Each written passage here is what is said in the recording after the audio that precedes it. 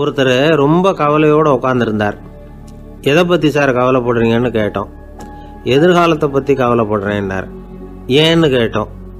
என்ன பண்ணுறதுன்னே தெரியல சார், எதிர்காலம் ஒரே இருட்டாக இருக்குது, பாதையே புரியலன்னார். இன்னைக்கு நம்ம இளைஞர்கள் பல பேருக்கு எதிர்காலம் இருட்டாக தான் தெரியுது. அவங்கெல்லாம் இந்த கதையை கொஞ்சம் கேட்கணும். ஒரு மலை அடிவாரத்தில் ஒரு சின்ன கிராமம். அந்த மலை ரொம்ப உயரமானது. அடர்த்தியாக செடி கொடிகள் மரங்கள் அதில் மண்டி கிடக்குது. பகல் வேளையில் இருட்டாக தான் இருக்கும், அவ்வளோ அடர்த்தி. அந்த மலை உச்சியில் ஒரு கோவில்.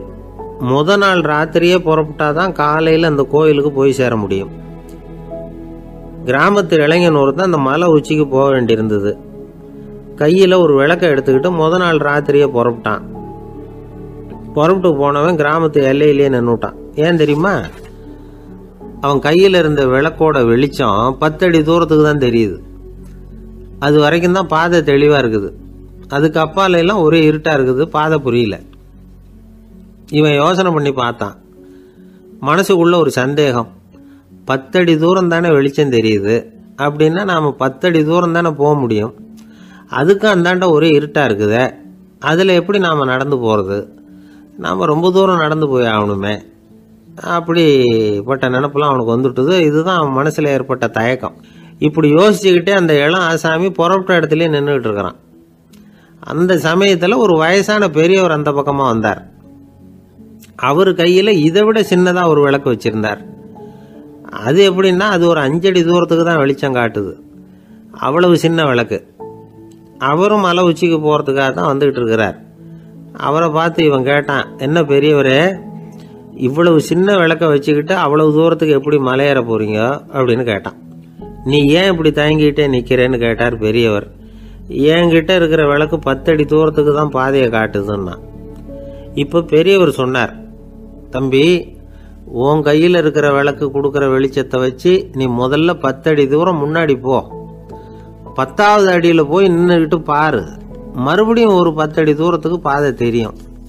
இப்படி உன் கையில் இருக்கிற விளக்கு தொடர்ந்து வெளிச்சம் காட்டிக்கிட்டே இருக்கும். நீ முன்னேற முன்னேற அந்த வெளிச்சமும் முன்னேறும். அதனால எத்தனை கிலோமீட்டர் தூரம் வேணும்னாலும் நீ இந்த 10 அடி தூரம் வெளிச்சத்தை வச்சுக்கிட்டே நீ போயிடலாம், புறப்படு அப்படின்னார். இப்போதான் அந்த பெரியவர் சொன்னது இளைஞனுக்கு பளிச்சுன்னு புரிஞ்சுதான். உடனே உற்சாகமாக புறப்பட்டான், உச்சிக்கு போய் சேர்ந்தான். இந்த கதையிலிருந்து நாம் புரிஞ்சிக்க வேண்டியது என்ன தெரியுமா? நீண்ட கால திட்டம் ஒன்று போடும் பொழுது நமக்கு முன்னாடி இருக்கிறத மறந்துட்டு மனசை போட்டு குழப்பிக்க கூடாது. உங்கள் கையில் என்ன இருக்கோ அதுலேயே உங்கள் எதிர்காலம் மறைஞ்சிருக்குது. கண் முன்னாடி தெரியறத வச்சு ஆரம்பிங்க, போக போக வழி தானா புலப்படும் அப்படிங்கிறார் ஒரு பெரியவர். பெரிய பயணங்களையெல்லாம் இப்படி தான் நடத்த வேண்டியிருக்கும். ஒவ்வொரு அடியாக எடுத்து வச்சா ஓடி போய் சேர்ந்து விடலாம். மலைச்சி போய் நின்றுட்டா நின்றுக்கிட்டே இருக்க வேண்டியது தான். நம்ம ஆள்லாம் ரொம்ப மோசமான இருக்கிறாங்க. ஒருத்தன் அப்படி தான் நீண்ட தூர பிரயாணம் ஒன்று புறப்பட்டான். ரயில் போய்கிட்டே இருந்தது. கொஞ்சம் தூரம் போச்சு, பாதி வழியில் கையில் வச்சுருந்த டிக்கெட்டை காற்றுல விட்டுட்டான். ஐயோ, என் டிக்கெட்டு போயிட்டுதே அப்படின்னு கத்த ஆரம்பிச்சுட்டான். பக்கத்தில் இருந்த பெரியவர் அவனை பார்த்து பரிதாபப்பட்டு, கவலைப்படாத தம்பி, போனா போகுது, வேற டிக்கெட் வாங்கிக்கலாம் அப்படின்னு ஆறுதல் சொன்னார். அதுக்கு அவன் சொல்கிறான், சார், நான் அதுக்காக அழலை, அந்த டிக்கெட்டு கிடைச்சா தானே நான் எந்த ஊருக்கு போகணுங்கிறது எனக்கு தெரியும் அப்படிங்கிறான்.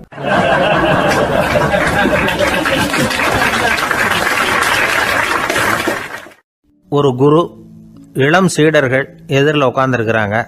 குரு பாடம் நடத்திக்கிட்டு இருக்கிறார். சீடர்களுக்கு ஒரு ஆசை, அதாவது ஒரு முக்கியமான மந்திரத்தை நம்ம குருநாதர்கிட்ட இருந்து கற்றுக்கணும் அப்படிங்கிறது அவங்க ஆசை. அது என்ன மந்திரம்னா, இறந்தவரை உயிர்ப்பிக்கக்கூடிய புனித மந்திரம். அதாவது செத்தவங்களுக்கு மீண்டும் உயிர் உண்டாக்குகிற மந்திரம். குருவே, தயவு பண்ணி அந்த மந்திரத்தை எங்களுக்கு உபதேசிக்கணும் அப்படின்னு கேட்டாங்க. அது ரொம்ப ஆபத்தானது, அது என்னத்துக்கு உங்களுக்கு வேண்டாமேன்னாராம் குரு.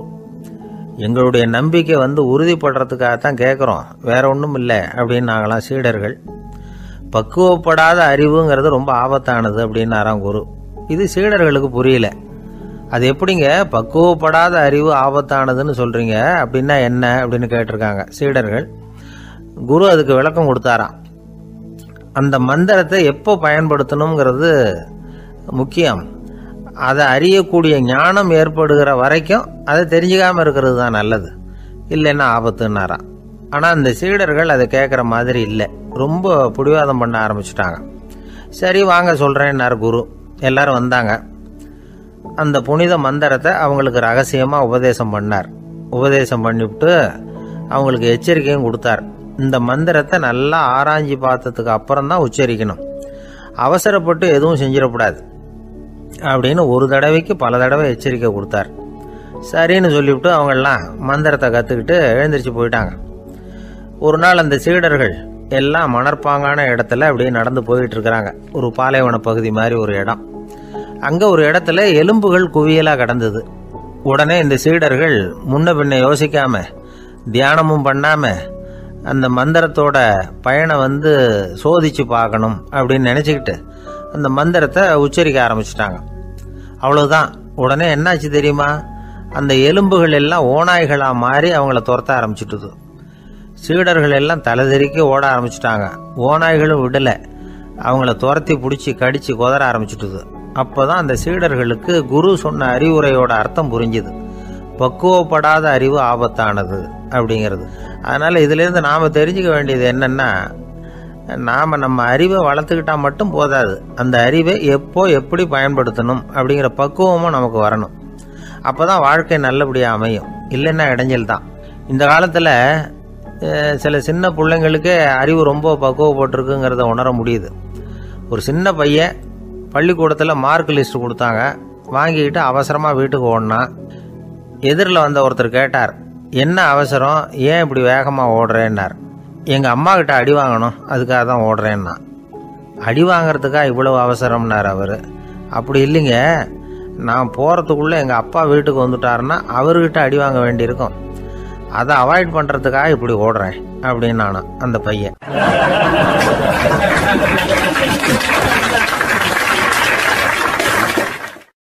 ஒரு தெருவில் சில சிறுவர்கள் விளையாடிக்கிட்டு இருந்தாங்க. ஏதோ ஒரு உயரமான கல்லை நடுத்தெருவில் வச்சு அதை சுற்றி சுற்றி ஓடி வந்துக்கிட்டு இருக்கிறாங்க. அது என்ன விளையாட்டோ அவங்களுக்கு தான் தெரியும். கொஞ்ச நேரம் அப்படி விளையாடிக்கிட்டு இருந்தவங்க விளையாடி முடிச்சதும் அந்த கல்லை நடுத்தெருவில் அப்படியே விட்டுட்டு அவங்கவுங்க வீட்டுக்கு ஓடி போயிட்டாங்க. அதுக்கப்புறம் அந்த வழியாக 2 பெண்கள் பேசிக்கிட்டே வந்தாங்க. பேச்சு சுவாரஸ்யத்தில் நடுத்தெருவில் இருந்த அந்த கல்லை கவனிக்கலை. காலில் இடிச்சுட்டுது, லேசாக ரத்தம் வந்துட்டுது, வலி தாங்கலை. காலில் இடிச்சுக்கிட்ட பொண்ணு திட்ட ஆரம்பிச்சுட்டுது.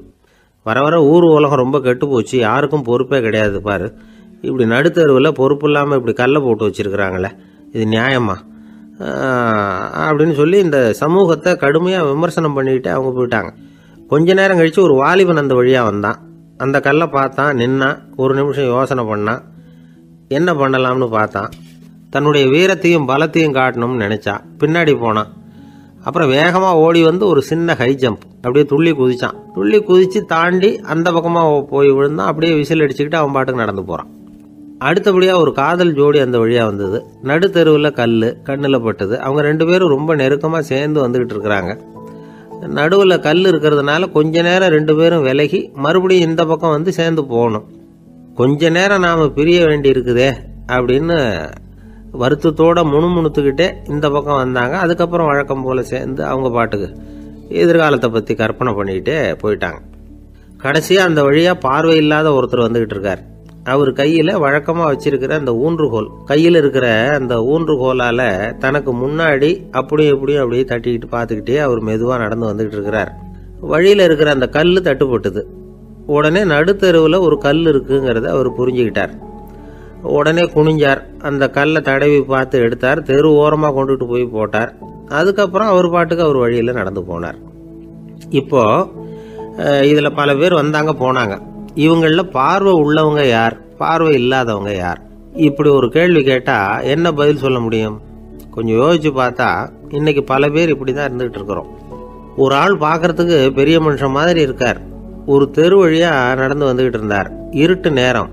வழியில் ஒரு பெரிய கல் கிடந்தது, கருங்கல். பார்த்தார். கொஞ்ச நேரம் யோசிச்சார். போய் தூக்கி பார்த்தா ரொம்ப கனமாக இருந்தது. இன்னொரு ஆள் சேர்ந்தாதான் தூக்க முடியும். இவர் உடனே ரோட்டோரமாக போய் ஒரு மரத்தடியில் உட்காந்துக்கிட்டார். 2 பக்கமும் பார்த்துக்கிட்டே இருக்கார், யாராவது வர்றாங்களான்னு. கொஞ்ச நேரத்தில் ஒருத்தர் வந்தார். இவருக்கு தெரிஞ்சவர். என்னங்க இந்த நேரத்தில் இங்கே உட்காந்துருக்குறீங்கன்னு கேட்டார் அவர். அதோ அந்த கருங்கல் அப்படின்னு சுட்டி காட்டினார். ஓ, அதை தூக்கி ஓரமாக போடணுமா? வாங்க 2 பேரும் தூக்கலான்னார் வந்தவர். நான் அதுக்காக உட்காந்துருக்கலேன்னார் இவர். பின்ன வேற எதுக்காகன்னார் அவர். ஒரு மனுஷன் கருங்கல்லில் காலை இடிச்சுக்கிட்டான்னா எப்படி துள்ளுவான்னு பார்க்கணுங்கிறது எனக்கு ரொம்ப நாளாக ஒரு ஆசை, அதுக்காக தான் உட்காந்துருக்கிறேன் அப்படின்னாராம்.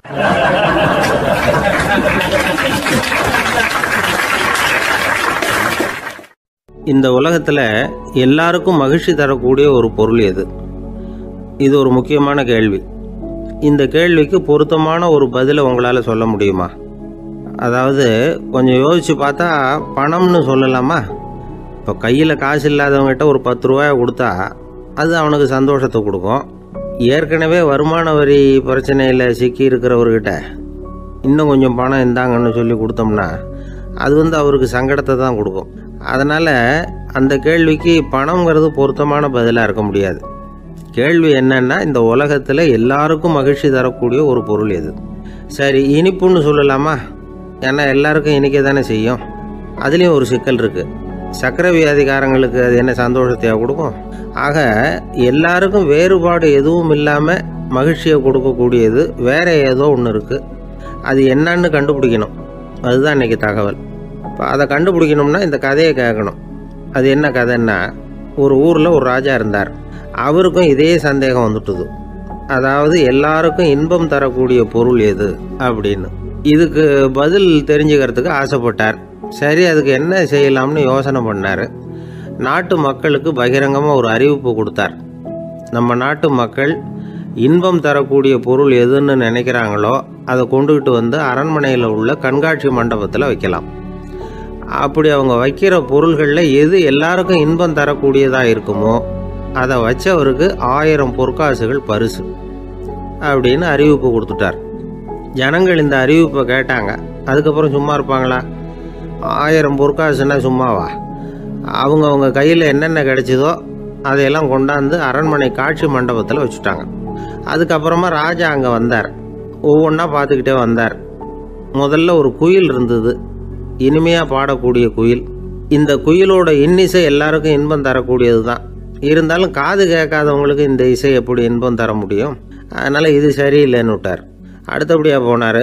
அங்கே என்ன வச்சுருக்குறாங்கன்னு பார்த்தா ஒரு அழகான மயில் அங்கே தோகை விரித்து ஆடிக்கிட்டு இருக்குது. இந்த மயிலோட ஆட்டம் மனசுக்கு இன்பம் தரக்கூடியது தான். இருந்தாலும் பார்வை இல்லாதவங்க இந்த ஆட்டத்தை பார்த்து ரசிக்க முடியுமா? முடியாது. அதனால் இதுவும் சரியில்லை அப்படின்னு சொல்லிவிட்டார்.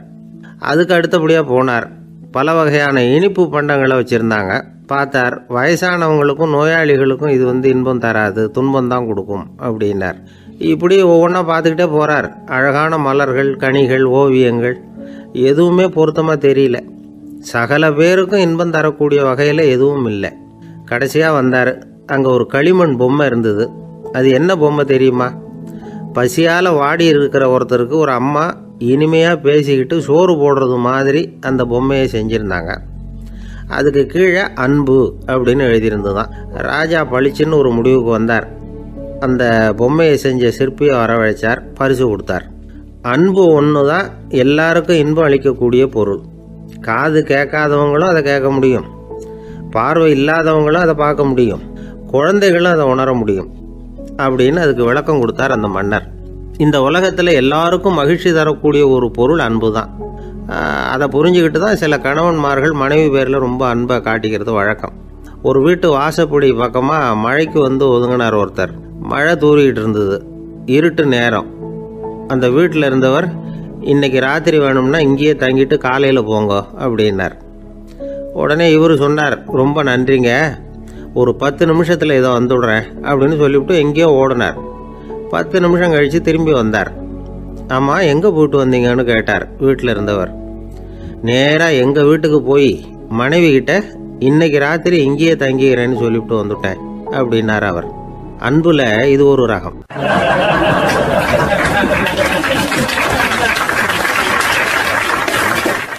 ஒரு நாள் ஒரு தகப்பனார் தன்னுடைய பிள்ளைய அழைச்சிட்டு வந்தார்.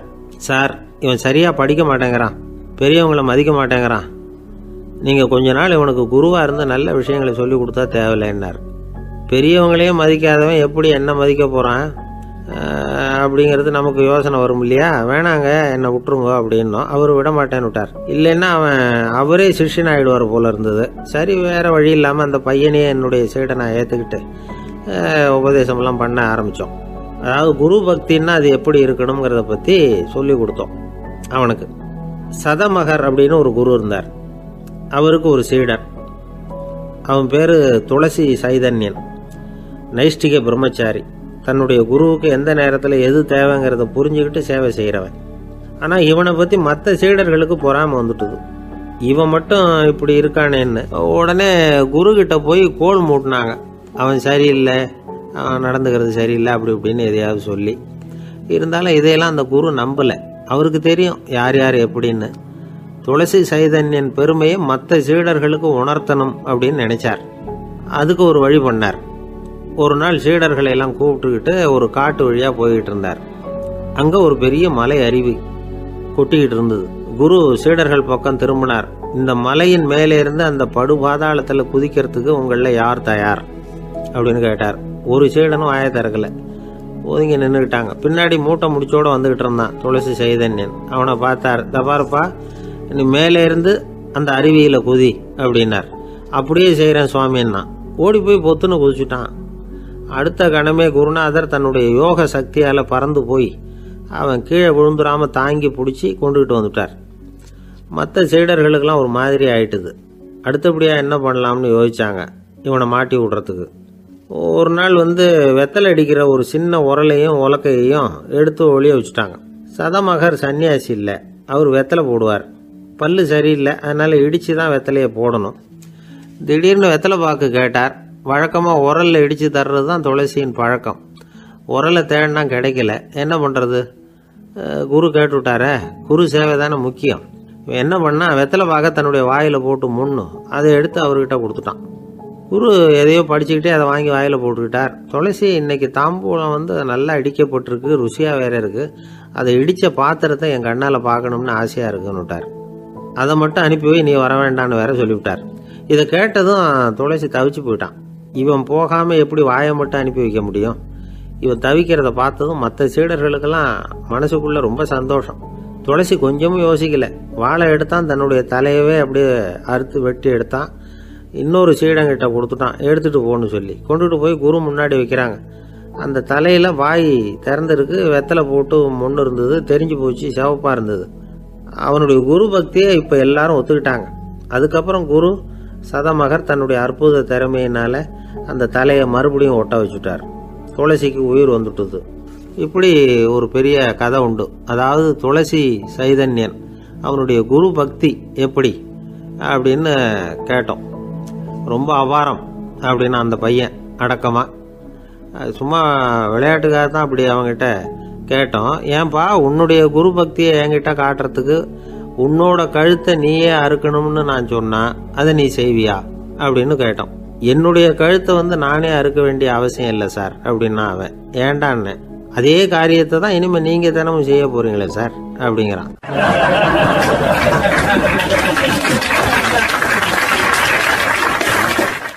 இந்த உலகத்தில் எவ்வளவோ உயிரினங்கள் இருக்கு.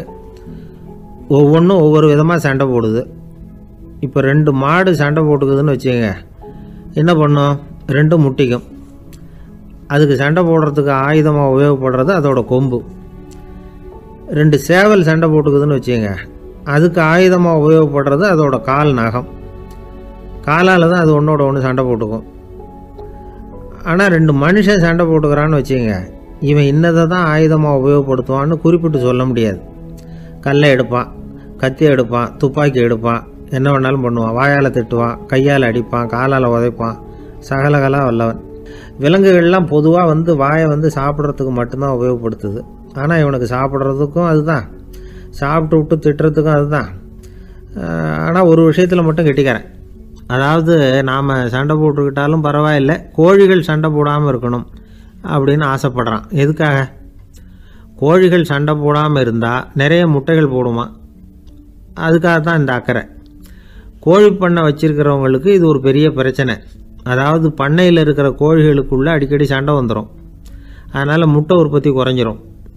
சரி, இதுக்கு என்ன பண்ணுறது? பண்ணையில் போய் உட்காந்துக்கிட்டு தினமும் பஞ்சாயத்து பேசிகிட்டு இருக்க முடியுமா? அமெரிக்காவில் கோழி பண்ணை வச்சிருக்கிற ஒருத்தர் இதை பற்றி யோசனை பண்ணி பார்த்தாராம். ஒரு வழியையும் கண்டுபிடிச்சிருக்கார். கோழிக்கெல்லாம் மூக்கு கண்ணாடி மாட்டி விட்டுட்டோம்னா அது சண்டை போடுற குணம் குறைஞ்சிரும், முட்டை அதிகமாகிடும் அந்த கண்ணாடியில் உள்ள லென்ஸு சிவப்பு நிறத்தில் இருக்கணும், அவ்வளவுதான் அப்படின்னு அவர் கண்டுபிடிச்சாராம். இது ஏற்கனவே நடைமுறையில் கண்டுபிடிக்கப்பட்ட ஒரு விஷயம். ஆனால் எல்லா கோழிக்கும் சிவப்பு மூக்கு கண்ணாடி எப்படி மாட்டி விடுறது? அப்படியே மாட்டி விட்டாலும் அது நழுவாமல் இருக்கணுமே. இப்போ நாமெல்லாம் நடு விரலால் மூக்கு கண்ணாடி நடுவில் தொட்டு அப்படி ஸ்டைலாக சரி பண்ணிக்கிறோம். அது மாதிரி கோழி எப்படி சரி பண்ணிக்கும்? இதுதான் பிரச்சனை. இதுக்கு அவர் என்ன வழி கண்டுபிடிச்சாருன்னா, கோழிக்கெல்லாம் மூக்கு கண்ணாடிக்கு பதிலாக விழியொட்டு வில்லைகள், கான்டாக்ட் லென்ஸ், அதை பொருத்தி விட்டா என்ன அப்படின்னு யோசனை பண்ணார். அதே மாதிரி பண்ணார். அதே மாதிரி செஞ்சு பார்த்தார், வெற்றி. அதுக்கப்புறம் கோழியெல்லாம் சண்டை போட்டுக்கலையாம், சமாதான பிரியர்கள் ஆகிட்டு தான். கோழிகளுக்கு இயல்பாகவே சண்டை போடுற குணம் உண்டு.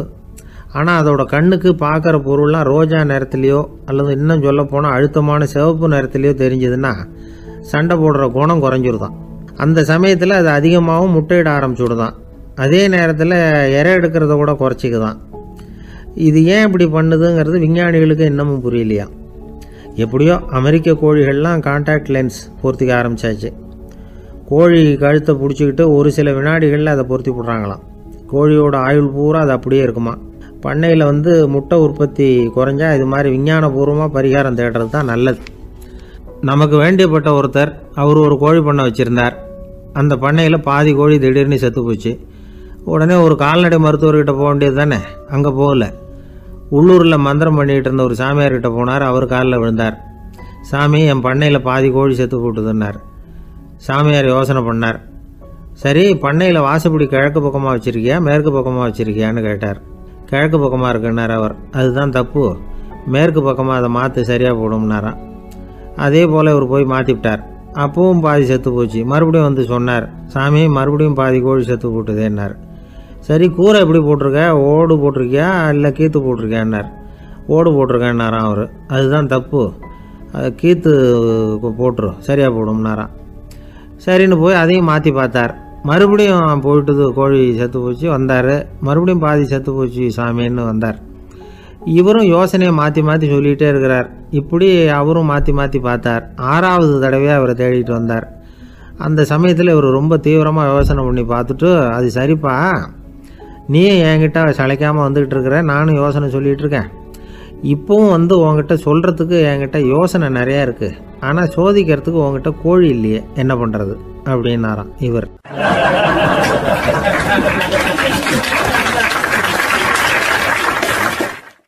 ஆசைப்படுறதுல தப்பு இல்லை. ஆனால் அந்த ஆசை தேவைக்கு தகுந்த மாதிரி இருக்கணும். தேவைக்கு மீறிய ஆசைகள் இருக்கு பாருங்க, அது தேவையில்லை. இந்த கருத்தை வலியுறுத்தது மாதிரி ஒரு கதை உண்டு. தேவேந்திரனுக்கு திடீர்னு வீடு கட்டணும்னு ஒரு ஆசை வந்துதான். வீடுன்னா நாம கட்டுற மாதிரி இல்லை. தேவேந்திரன் வீடுன்னா சும்மாவா, ஒரு பிரம்மாண்டமான அரண்மனை கட்டணும். அது மாதிரி இந்த 3 லோகத்திலையும் ஒரு அரண்மனை கிடையாது அப்படின்னு எல்லாரும் சொல்லணும். இது அவனோட ஆசை. உடனே தேவ தச்சரான விஸ்வகர்மாவை கூப்பிட்டான், உத்தரவு போட்டான். விஸ்வகர்மா தன்னுடைய உதவியாளர்களை எல்லாம் கூப்பிட்டு ஒன்றா சேர்த்துக்கிட்டார். படாத பாடுபட்டு ஒரு பெரிய அரண்மனையை கட்டி முடித்தார். கட்டி முடிக்க 1000 வருஷம் ஆச்சு. தேவேந்திரன் பார்க்குறான். அவனுக்கு திருப்தி ஏற்படலை. என்னுடைய அந்தஸ்துக்கு இது ரொம்ப சாதாரணமான கட்டிடம், இதை விட இன்னும் பெருசாக கட்டு அப்படின்னா. தேவ தச்சர் திணறி போயிட்டார். அவரால் அதுக்கு மேலே எதுவும் செய்ய முடியல. என்ன பண்ணுறதுன்னு யோசனை பண்ணார். நேராக நாரதர் காலில் போய் விழுந்தார். நீங்கள் தான் என்னை இந்த பிரச்சனையிலேருந்து காப்பாற்றணும்னார். நாரதர் யோசனை பண்ணார். சரி, கவலைப்படாதேன்னார். நேராக இந்திரன்கிட்ட போனார். இந்திரன் நாரதரை பார்த்த உடனே வாங்கன்னு கூட்டிகிட்டு போய் அரண்மனையை காட்டினான். இது மாதிரி ஒரு அரண்மனையை நீங்கள் வேற எங்கேயாவது பார்த்துருக்குறீங்களா அப்படின்னு ரொம்ப பெருமையாக கேட்டான். நான் பார்த்ததில்லை, ஆனால் என்னை விட வயசில் மூத்தவர் மகரிஷி லோமேசர், அவர் ஒரு வேளை பார்த்துருக்கிறாரா என்னமோ அப்படின்னார். உடனே அவரை மனசில் நினச்சி தியானம் பண்ணினார். அடுத்த கணம் லோமேசர் அங்கே வந்தார். இடையில ஒரு சின்ன துண்டு, கையில் ஒரு கமண்டலம், தலையில் ஒரு பாய், அவ்வளவுதான் அவர்கிட்ட இருந்தது. எதுக்காக தலையில் இந்த பாய் அப்படின்னு கேட்டான் இந்திரன். என்ன மாதிரி அற்ப ஆயுள் உள்ள ஒரு ஜீவன் தனியாக வீடு கட்டிக்கிட்டு திண்டாடணுமா? இந்த பாய் தான் ஒரு வீடு மாதிரி எனக்கு நிழல் கொடுக்குது அப்படின்னார் அவர். என்னது, உங்களுக்கு அவ்வளவு கொஞ்சமான ஆயுளா அப்படின்னு ஆச்சரியத்தோடு கேட்டான் இந்திரன். ஆமாம், இதை பாரு, என்னுடைய மார்பில் ஒரு பொற்காசு அளவுக்கு ரோமம் உதிர்ந்துட்டுது. எப்போ என் உடம்புல உள்ள எல்லா ரோமமும் உதிர்ந்துருமோ அப்போ என்னுடைய ஆயுள் முடியும் அப்படின்னார். எப்போ அந்த ரோமங்கள் பூரா உதிரும்னு கேட்டான் இவன். ஒரு பிரம்மா மறைஞ்சதும் ஒரு ரோமம் உதிரும். என் உடம்புல உள்ள ரோமங்களின் எண்ணிக்கை எவ்வளவோ அவ்வளவு பிரம்மாக்கள் தோன்றி அவங்க ஆயுள் முடியும் பொழுது என் உடம்புல உள்ள ரோமங்கள் பூரா உதிரும் அப்படின்னார். அப்படின்னா ஒரு பிரம்மாவோட ஆயுள் எவ்வளவு காலம்னு கேட்டான். ஒரு பிரம்மாவுக்கு 100 தேவ வருஷம். ஒவ்வொரு தேவ வருஷத்துக்கும் 365 தேவ நாள். ஒவ்வொரு தேவ நாள்லையும் ஒன்ன மாதிரி 14 இந்திரர்கள் தோன்றி மறைகிறாங்க அப்படின்னு மகரிஷி லோமேசர் சொல்றார். இதை கேட்டதும் இந்திரன் ஆடி போயிட்டான். அவ்வளவு ஆயுள் உள்ள இவரே அற்ப ஆயுள்னு சொல்றார். நான் என்னுடைய ஆயுளை பெருசா நினைச்சுக்கிட்டு பிரம்மாண்டமான அரண்மனை கட்டணும்னு ஆசைப்படுறேனே அப்படின்னு நினைச்சான். எனக்கு வீடு கட்டின வரைக்கும் போதும்னு விட்டான். அதனால நாமெல்லாம் நம்முடைய தேவைக்கு தகுந்த மாதிரி ஆசைப்படுறது தான் நியாயம். ஆனால் அப்படியே நடந்துக்கிறோம். மனுஷன் கடவுளையே ஏமாற்றி காசு வாங்கிறதுக்குள்ள ஆசைப்படுறான். ஒருத்தன் கடவுளை நினைச்சு தவம் இருந்தான். கடவுள் நேரில் வந்தார். தேவலோகத்தில் ரூபாய்க்கெல்லாம் என்ன மதிப்புன்னு கேட்டான். அங்கெல்லாம் ரூபாய்ங்கிறது உங்கள் பணத்தில் 1 கோடி ரூபாய்க்கு சமம். அதாவது தேவலோகத்தில் 1 ரூபான்னா இங்கே 1 கோடி ரூபா. அது மாதிரி எங்களுக்கு ஒரு நாளுங்கிறது உங்கள் கணக்கில் 1 கோடி வருஷத்துக்கு சமம் அப்படின்னார் கடவுள். அப்படின்னா எனக்கு நீங்கள் அதிகமாக எதுவும் தர வேணாம், உங்கள் கணக்குப்படி ஒரே 1 ரூபா கொடுங்க, அது போதும்னா இவன் ரொம்ப சாமர்த்தியமாக. கடவுள் யோசனை பண்ணார். அது ஒன்றும் கஷ்டம் இல்லை, 1 ரூபா தானே கேட்குற, கொடுத்துட்றேன். ஆனால் இப்போ வரும்பொழுது நான் எடுத்துக்கிட்டு வரல, எங்கள் கணக்குப்படியே 1 நாள் பொறுத்துக்க பணத்தோடு வந்துடுறேன் அப்படின்னு சொல்லிவிட்டு பறந்து போயிட்டார்.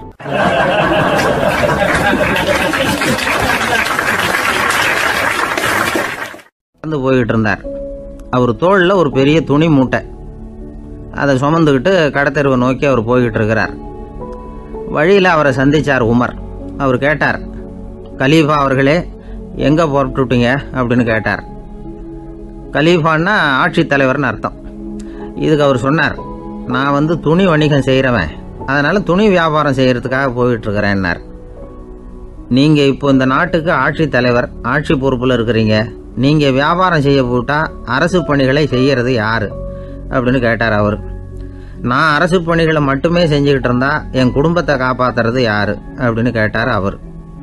இப்படி கேட்டவர் யார் தெரியுமா? அவர் தான் அபூபக்கர், இறை தூதர் முகமது அவர்களுக்கு பிறகு கலீஃபாவாக தேர்ந்தெடுக்கப்பட்டவர். அப்போலாம் ஆட்சி தலைவர்களுக்கு சம்பளம்னு எதுவும் கிடையாது. இந்த பிரச்சனையை எப்படி தீர்க்கிறதுன்னு யோசனை பண்ணார் உமர். அபு உபைதா அவர்கள்கிட்ட அழைச்சிட்டு போனார். அவர் யாருன்னா, அவர் தான் பொது நிதி கருவூலத்தின் பொறுப்பாளர். அவர்கிட்ட பிரச்சனையை சொன்னார். இது மாதிரி ஆட்சி தலைவருக்கு பொது நிதியிலிருந்து ஊதியம் அளிக்க முடியுமான்னு கேட்டார். பொது நிதி விதிகளின்படி அதுக்கு சாத்தியம் இல்லைன்னு சொல்லிவிட்டாரு அவரு. சரி, வேற ஏதாவது வழி இருக்குதான்னு கேட்டார் உமர். அபு உபைதா கொஞ்சம் யோசனை பண்ணி பார்த்தார். அப்புறமா சொன்னார், மக்காவிலிருந்து மதீனாவுக்கு குடிபெயர்ந்து வந்த அகதிகளுக்கு நிதி உதவி அளிக்கிறதுக்கு விதிகளில் இடம் இருக்கு. அப்படி பார்த்தா அபூபக்கரும் அகதி தானே, அதனால எல்லா அகதிகளுக்கும் கொடுக்கறது மாதிரியே அவருக்கும் ஒரு தொகை அளிக்கலாம்னார். கலீஃபா அபூபக்கருக்கு இந்த அகதி உதவி தொகையைத்தான் கொடுத்துட்டு வந்தாங்களாம். குடும்ப செலவுக்கு அது போதுமானதா இல்லை. இருந்தாலும் கலீஃபாங்கிறதுக்காக மற்ற அகதிகளை விட அதிகமாக தொகையை பெற அவர் விரும்பல. மார்பு பக்கம் கிழிஞ்சிருந்த ஒரு மேலாடையை தான் அவர் அணிஞ்சிருந்தார். அவருடைய துணைவியார் அஸ்மா, அவங்க ஒரு நாள் தேன் அருந்து ஆசையாக இருக்குன்னாங்களாம். நமக்கு கிடைக்கிற ஊதியம் குடும்ப செலவுக்கே போதுமானதா இல்லையே, இந்த நிலையில் தேன் வாங்கிறதுக்கு காசுக்கு நான் எங்கே போவேன்ருக்கார் அவர். கொஞ்ச நாள் கழித்து அவங்க ஒரு தொகையை அவர்கிட்ட கொடுத்து தேன் வாங்கிட்டு வர சொன்னாங்களாம். இவருக்கு ஆச்சரியம், ஏது இந்த பணம்னு கேட்டிருக்காரு. நீங்கள் தினமும் குடும்ப செலவுக்காக கொடுத்துக்கிட்டு வந்த பணத்தில் கொஞ்சம் கொஞ்சமாக மிச்சப்படுத்தி வச்சேன்னாங்களாம். அபூபக்கர் அந்த பணத்தை எடுத்துக்கிட்டு நேராக பொது நிதி கருவூல பொறுப்பாளர்கிட்ட போனார். இந்த பணத்தை பொது நிதியில் சேர்த்துருங்க, இது அதிகப்படியாக எனக்கு தரப்பட்டு வந்த ஊதியம், அடுத்த மாதத்திலேருந்து இந்த தொகையை குறைச்சிங்கன்னு வேற சொல்லிவிட்டாராம். பசியை தணிக்க தேவையான அளவு உணவு, ஒரு ஜோடி உடை, இதை தவிர கூடுதலாக மக்கள் பொது நிதியிலிருந்து வாங்கிக்கிறதுக்கு என் குடும்பத்தாருக்கு உரிமை இல்லை அப்படின்னு சொல்லி கண்டிப்பாக சொல்லிவிட்டாராம். அவர் வாங்கிட்டு வந்த இந்த குறைந்த ஊதியம் கூட அவர் மனசை உறுத்திக்கிட்டே இருந்தது. கடைசி நேரம் அவர் தம்முடைய மகள் ஆயிஷா அவர்களை அழைச்சார். மகளே, இதுவரைக்கும் பொது நிதியிலிருந்து நான் வாங்கிட்டு வந்த தொகை என்னுடைய இதயத்தில் பாரமாக அழுத்திக்கிட்டு இருக்கு. என் தோட்டத்தை விற்று அதில் வர்ற பணத்திலிருந்து நான் இதுவரைக்கும் வாங்கிட்டு வந்த ஊதிய தொகையை கணக்கு போட்டு பொது நிதியில் சேர்த்துடு அப்படின்னாராம். பதவி ஏற்கிறதுக்கு முன்னாடி தன்கிட்ட இருந்ததை விட இப்போ கூடுதலாக என்ன சொத்து இருக்குன்னு பார்த்துருக்கார். ஒரு ஒட்டகம், ஒரு கோப்பை, ஒரு பணியாள், இதையும் அடுத்தபடியாக கலீஃபாவா வர்றவர்கிட்ட ஒப்படைச்சிருங்க அப்படின்னு விட்டாராம்.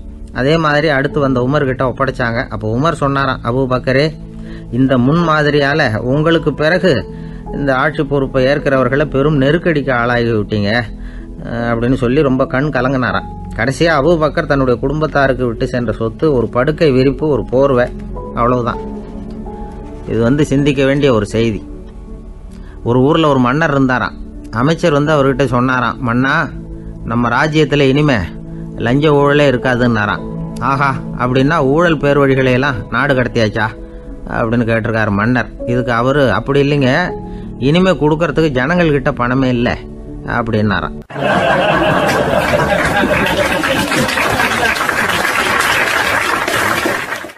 இயேசுநாதர்கிட்ட ஒருத்தர் கேட்டாராம், இயேசுவே, என்னை எவ்வளவு நேசிக்கிறீர்கள் அப்படின்னு.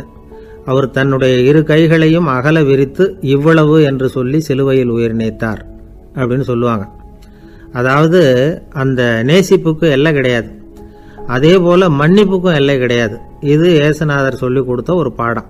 இயேசுனுடைய சீடர்களில் ஒருத்தன் பீட்டர், அவன் ஒரு நாள் இயேசுநாதர்கிட்ட கேட்டிருக்கான், இயேசுவே, நான் என்னுடைய தம்பி கிட்ட அடிக்கடி சண்டை போட்டுக்கிட்டு இருக்கிறேன், என்னுடைய சகோதரன் கூட. அவனை நான் எத்தனை தடவை மன்னிக்கிறது? ஏற்கனவே 7 தடவை அவனை மன்னிச்சுட்டேன் அப்படின்னு சொல்லியிருக்கிறான். அப்போ இயேசு சொன்னாராம், மன்னிக்கிறதுக்கு எத்தனை தடவைங்கிற கணக்கெல்லாம் கிடையாது.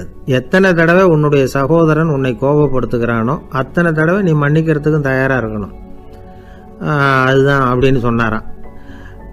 அப்போ இவனுக்கு ஒன்றும் புரியல, இது என்ன அவன் தப்பு பண்ணிக்கிட்டே இருப்பான், நாம மன்னிச்சுக்கிட்டே இருக்கிறதா அப்படிங்கிறது மாதிரி குழப்பமாக இருந்திருக்கிறான். அப்போ இயேசுநாதர் தன்னுடைய சீடன் பீட்டர்கிட்ட ஒரு கதை சொன்னாராம்.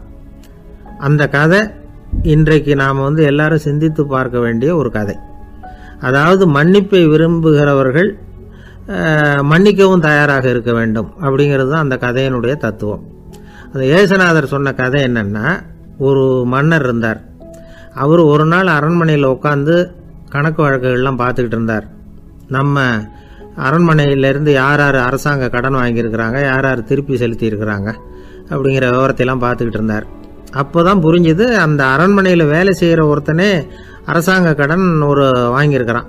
எவ்வளவு? 10,000 பொற்காசுகள் வாங்கியிருக்கான் கடன். இந்த 10,000 பொற்காசுகளை திருப்பி செலுத்தலை அரசாங்கத்துக்கு. இது மன்னர் கவனத்துக்கு வந்தது.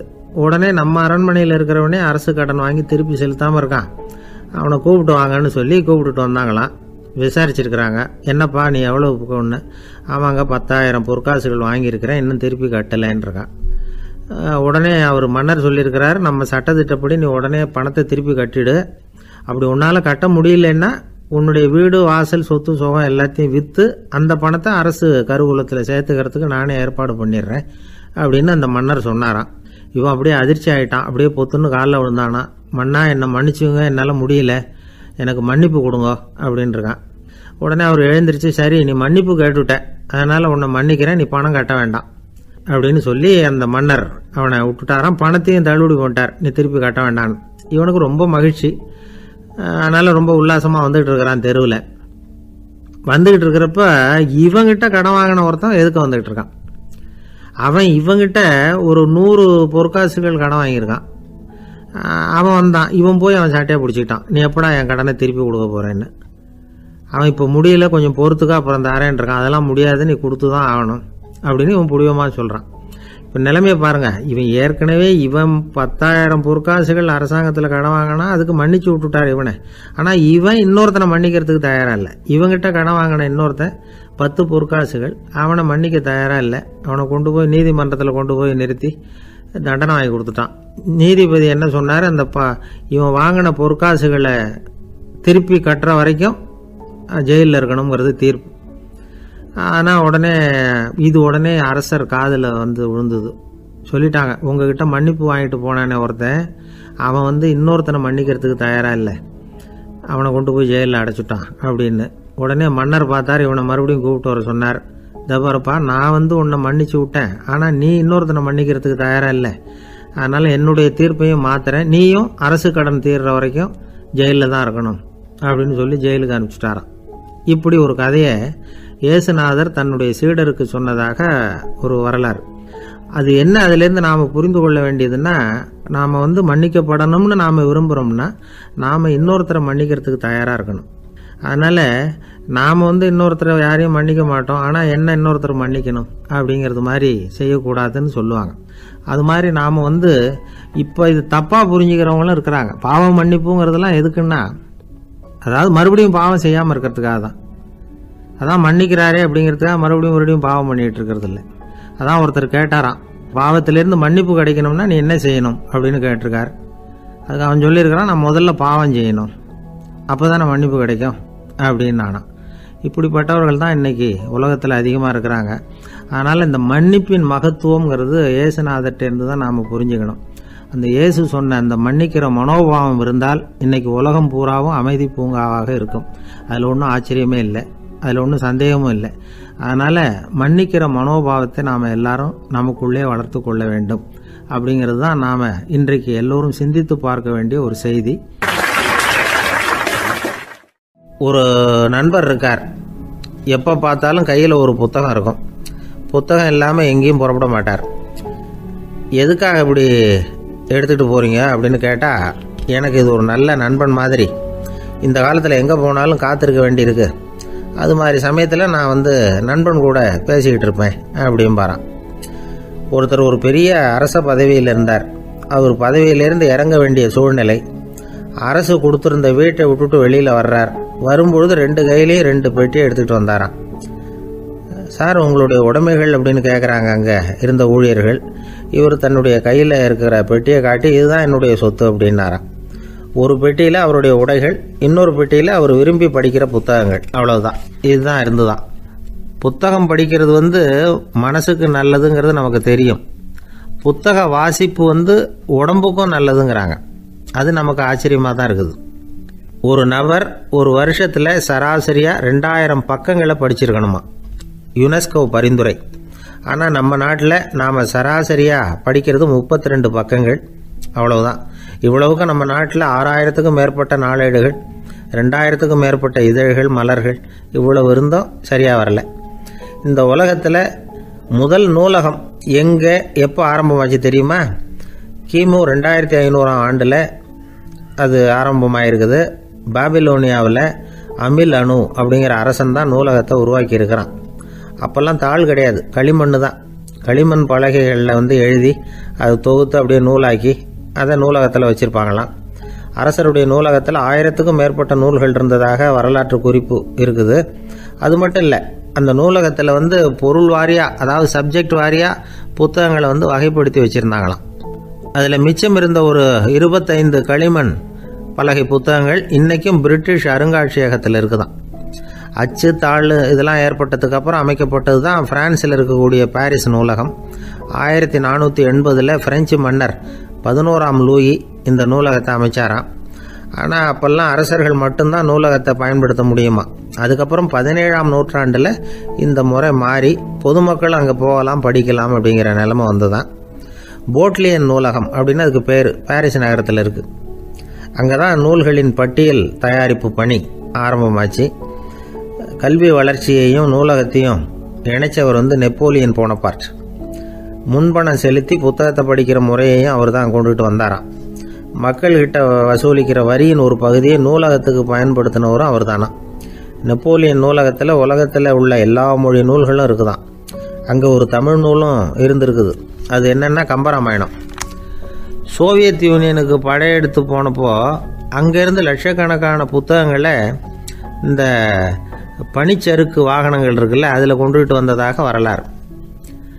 அடுத்தபடியாக குறிப்பிட்டு சொல்லத்தக்க நூலகம் எதுன்னா பிரிட்டிஷ் நூலகம். மிக பழைய கையெழுத்து பிரதியெல்லாம் கூட அங்கே இருக்குது.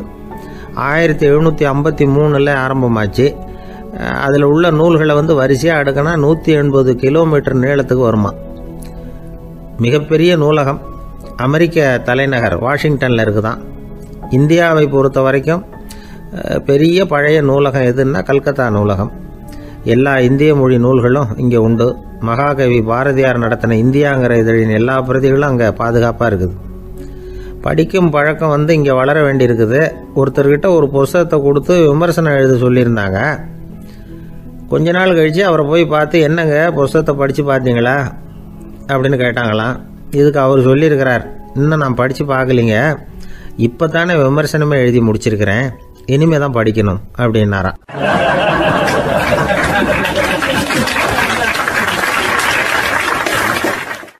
என்ன சார் உங்கள் பையன் என்ன செஞ்சுக்கிட்டு இருக்கிறான் இப்போ அப்படின்னு கேட்டார் ஒருத்தர்.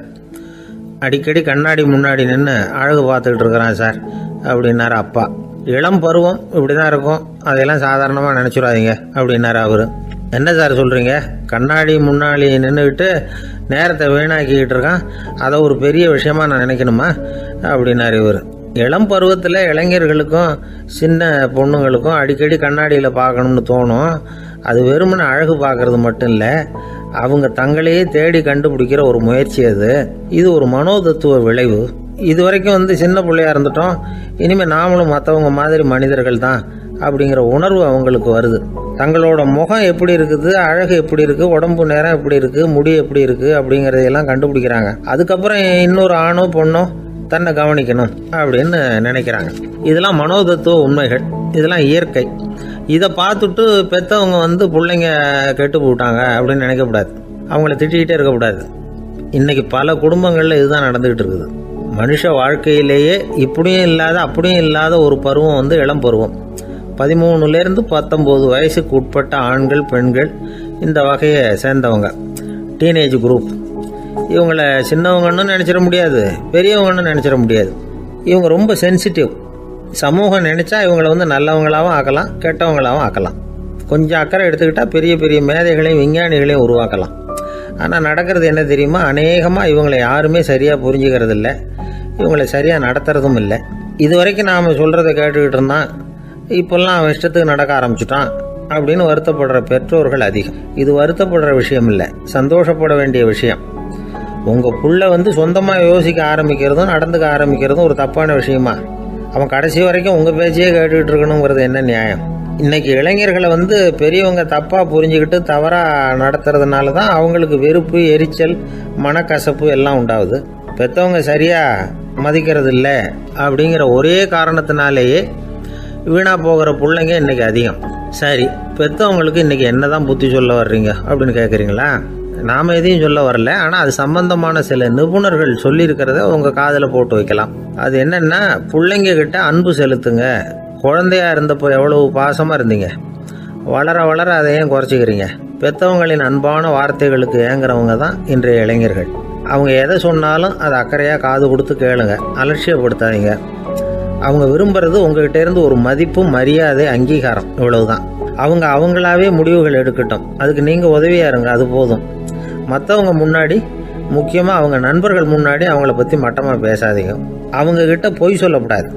நீங்கள் சொன்னது பொய்ன்னு தெரிஞ்சு போச்சுன்னா உங்கள் பேரில் அவங்களுக்கு இருக்கிற மதிப்பு போயிடும், நம்பிக்கை போயிடும். அவங்களுக்கு முன்னாடி நீங்கள் சண்டை போடக்கூடாது. உங்கள் பிள்ளைய எப்பவும் இன்னொரு பிள்ளையோட ஒப்பிட்டு பேசுகிற வேலையே வேணாம். கூட பிறந்த மற்றவங்களோட கூட ஒப்பிடக்கூடாது. இப்படி செஞ்சால் அவன் உங்ககிட்டையும் பிரியமாக இருக்க மாட்டான், அவங்ககிட்டையும் பிரியமாக இருக்க மாட்டான். புள்ள எங்கே போகிறான், என்ன பண்ணுறான் அப்படின்னுலாம் துப்பறிஞ்சிக்கிட்டு இருக்கக்கூடாது. இளைஞர்கள் தனிமையை விரும்புகிறவங்க. அவங்கள பெட்டியில் வச்சு மூடி பாதுகாக்கணும்னு நினைக்கக்கூடாது. அவங்கள எப்படி பாதுகாக்கிறது அப்படிங்கிறது அவங்களுக்கே தெரியும். உங்கள் புள்ள எப்படி நடந்துக்கணும்னு நீங்கள் எதிர்பார்க்குறீங்களோ அது மாதிரி நீங்கள் நடந்து காட்டுங்க, அது போதும். ஒரு வீட்டில் அப்பாவும் அம்மாவும் பேசிக்கிட்டு இருக்கிறாங்க. என்னங்க, நம்ம பொண்ணு பெரியவளாயிட்டா, அடிக்கடி கண்ணாடி முன்னாடி போய் நின்றுக்கிட்டு இருக்கிறா, சீக்கிரமாக ஒரு பையனை பார்த்து கல்யாணத்தை முடிக்காம இப்படி மசன்னு கல் மாதிரி உட்காந்துருக்குறீங்களே அப்படின்னு சத்தம் போட்டாங்க அந்த அம்மா. அவசரப்படாத, பார்க்கறதுக்கு கண்ணுக்கு அழகாக லட்சணமாக புத்திசாலியாக ஒரு பையன் கிடைக்க வேணாமா, அதுதான் பார்த்துக்கிட்டு இருக்கிறேன் அப்படின்னார் அப்பா. இதுக்கு அந்த அம்மா சொல்கிறாங்க, எங்கள் அப்பா இப்படியெல்லாம் நினச்சிக்கிட்டு இருந்திருந்தா எனக்கு கல்யாணமே ஆயிருக்காது தெரியுமா அப்படின்னாங்களாம்.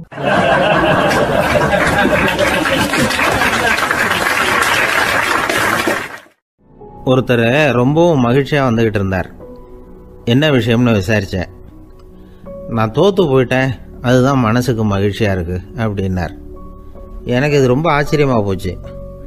இந்த உலகத்தில் தோற்று போகிறவங்க யாரும் மகிழ்ச்சியாக இருக்கிறதில்ல. அப்படி இருக்கிறப்ப இவர் இப்படி சொல்கிறாரே, எங்கே தோற்று போனீங்கன்னு கேட்டேன். அதுக்கப்புறம் தான் அவர் விவரமாக சொன்னார். என்னோட 5 வயசு குழந்தையோட நான் விளையாடிக்கிட்டு இருந்தேன். அந்த விளையாட்டில் என் குழந்தை ஜெயிச்சுட்டுது, நான் தோற்று போயிட்டேன் அப்படின்னார் ரொம்ப உற்சாகமாக. நான் யோசித்து பார்த்தேன். அதாவது நாம் சின்ன குழந்தையாக இருக்கிறப்போ எந்த விளையாட்டில் கலந்துக்கிட்டாலும் அதில் நாம தான் ஜெயிக்கணும்னு ஒரு வெறி நமக்குள்ளே இருக்கும். நம்மளை எதிர்த்து விளையாடுறவர் நல்லவரா கெட்டவரா, பெரியவரா சின்னவரா அப்படிங்கிறதெல்லாம் முக்கியம் கிடையாது. அவர் தோற்று போகணும், நாம் ஜெயிக்கணும், அதுதான் முக்கியம். எதிரியை சந்தோஷப்படுத்த விளையாடுகிற கலை அப்போ நமக்கு தெரியறதில்ல. வாழ்க்கையில் ஒரு பக்குவம் வந்ததுக்கு அப்புறம் வெற்றி பெறணுங்கிற மன அழுத்தம் போயிடுது. போட்டியில் ஜெயிக்கணுங்கிறத விட குழந்தையை சந்தோஷப்படுத்தணுங்கிறது முக்கியமாக போச்சு. ஜெயிக்கணுங்கிற வெறி ஓடி போட்டுது. ஒரு குழந்தையா இருந்தப்போ நம்ம வளர்ச்சிக்கு உதவிய வெறி பெரியவனானதுக்கு பிறகு நமக்கு எதிரியாக மாறுது. அதை சரியான சமயத்தில் நாம் புரிஞ்சுக்கிட்டோம்னா போதும், நாம் பொழைச்சிக்கலாம். ஒவ்வொரு மனுஷனுமே வாழ்க்கையோட அடுத்த கட்ட வளர்ச்சியில் அடி எடுத்து வைக்கிற நேரத்தில் தன்கிட்ட இருந்து ஏதோ ஒரு குணத்தை அல்லது தன் குணம் இருந்த ஏதோ ஒரு உறவை நாம் இழக்கத்தான் வேண்டியிருக்குது. ஒரு கட்டம் வரைக்கும் உதவியாக இருந்த குணம் அடுத்த கட்டத்துக்கு தடையாக கூட மாறிடலாம். இந்த பரிமாண மாற்றத்துக்கு உள்ளாகிற ஒவ்வொருத்தரும் பிரத்யட்சமாக இதை உணர்றாங்க. ஆனால் பல பேர் எப்படின்னா பழசை திறந்துவிட்டு புதிய கொள்கைகளை உருவாக்கிக்கிறதுக்கு இஷ்டம் இல்லாமல் இருந்துடுறாங்க, அல்லது அப்படி செய்ய முடியாமல் தவிக்கிறாங்க. இதையெல்லாம் மீறி அந்த பழசை திறந்துட்டா அதை இழந்ததால் உண்டாகிற மன அழுத்தம் சில காலத்துக்கு வருத்திக்கிட்டு தான் இருக்கும், வேறு வழி இல்லை. ஆரோக்கியமான ஒரு முன்னேற்றத்துக்காக அந்த மன அழுத்தத்தை தாங்கிக்கத்தான் வேணும் அப்படிங்கிறாரு அந்த உலக புகழ்பெற்ற மேதை ஒருத்தர், இந்த ஸ்காட் பெக் அப்படிங்கிறவர். பிறந்த நாள் முதல் இதுதான் சரி அப்படின்னு கற்பிக்கப்பட்டு வந்த ஒவ்வொரு தத்துவத்தையும் தங்களுடைய வளர்ச்சிக்கு தகுந்த மாதிரி மாற்றி அர்த்தப்படுத்தி கொள்ள முடியாமல் வாழ்க்கை சூழலில் அப்படியே அரைப்பட்டு தூளாகிறவர்கள் தான் ரொம்ப தவிக்கிறாங்களாம். இதுதான் அவருடைய கருத்து. பெரும்பாலும் மனிதர்களுடைய நடுத்தர வயசில், அதாவது 30 தாண்டுகிற சமயத்தில் தான் இந்த தவிப்பு உண்டாகுதான். இதை தான் மேற்கத்திய நாடுகளில் அடிக்கடி மிட் லைஃப் கிரைசிஸ் அப்படின்னு சொல்கிறாங்க. அப்பப்போ பழசையெல்லாம் தொலைச்சி விட்டு புதுசாக பிறக்கிறதுக்கு கற்றுக்கணும். ஒவ்வொரு நிமிஷத்தையும் அந்த நிமிஷத்துக்கு ஏற்ற சித்தாந்தம் கொண்டவர்களாக சந்திப்போம் அப்படிங்கிறார் அந்த உளவியல் நிபுணர். இப்படி பழகிக்கிட்டால் வாழ்க்கை இன்பமயம், இல்லைன்னா தவிப்பு மயம்தான். பழசை தொலைக்க முடியாதவர்களில் எத்தனையோ பேர் உண்டு, எத்தனையோ ரகம் உண்டு. அதில் வேடிக்கையான நண்பர்களும் உண்டு. ஒருத்தர் நண்பர் வீட்டுக்கு போனார். அவர் ஏதோ இனிப்பு பலகாரம் கொடுத்து சாப்பிட சொல்லியிருக்கிறாங்க அவங்க வீட்டில். இவர் சாப்பிட்டு பார்த்துட்டு சொன்னாராம், சார் 6 மாதத்துக்கு முன்னாடி ஒரு தடவை இங்கே வந்தேன், அப்போது ஒரு இனிப்பு பலகாரம் கொடுத்தீங்க, அது இதை விட நல்லா இருந்தது சார் அப்படின்னாராம். அப்போ செஞ்ச அதே இனிப்பு பலகாரம் தான் சார் இதுவும் அப்படின்னாராம் அவர்.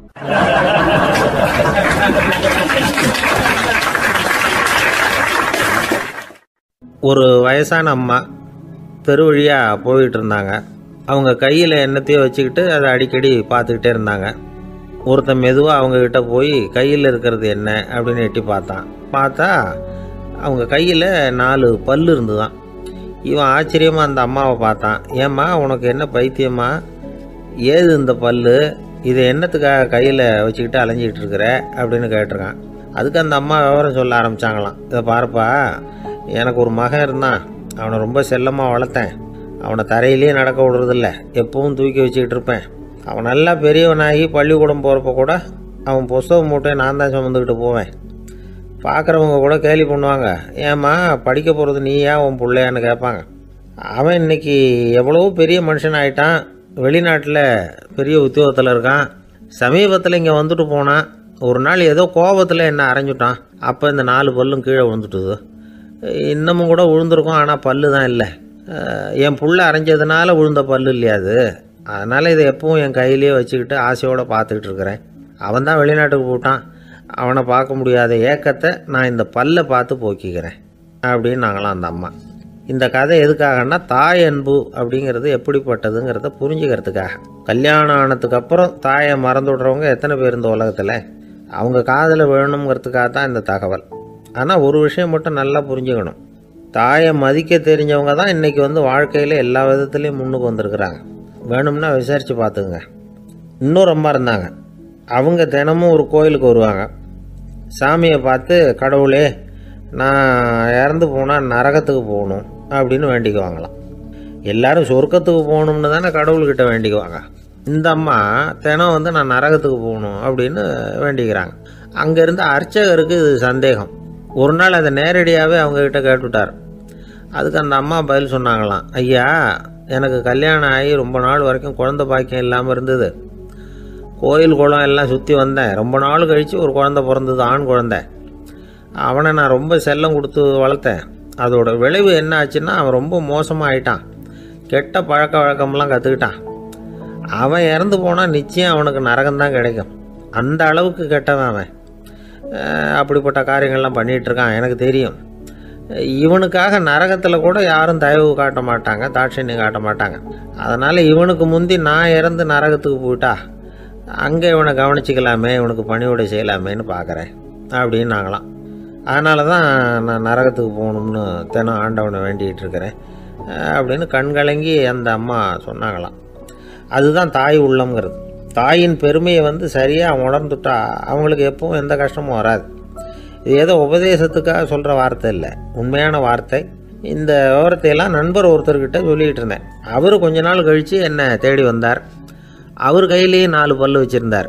என்னங்க ஆச்சு, ஏதுங்க அந்த பல்லு அப்படின்னு விசாரித்தோம். உங்கள் உபதேசத்தை கேட்டுட்டு இந்த உலகத்தில் எல்லாரையும் தாயாக நினைக்க ஆரம்பிச்சிட்டேன். ஒரு அம்மாவை கடத்தரில் பார்த்து தாயேன்னு கூப்பிட்டேன். அவங்க உடனே பலார்னு என்னை அரைஞ்சிட்டாங்க. பல்லு விழுந்துட்டுது.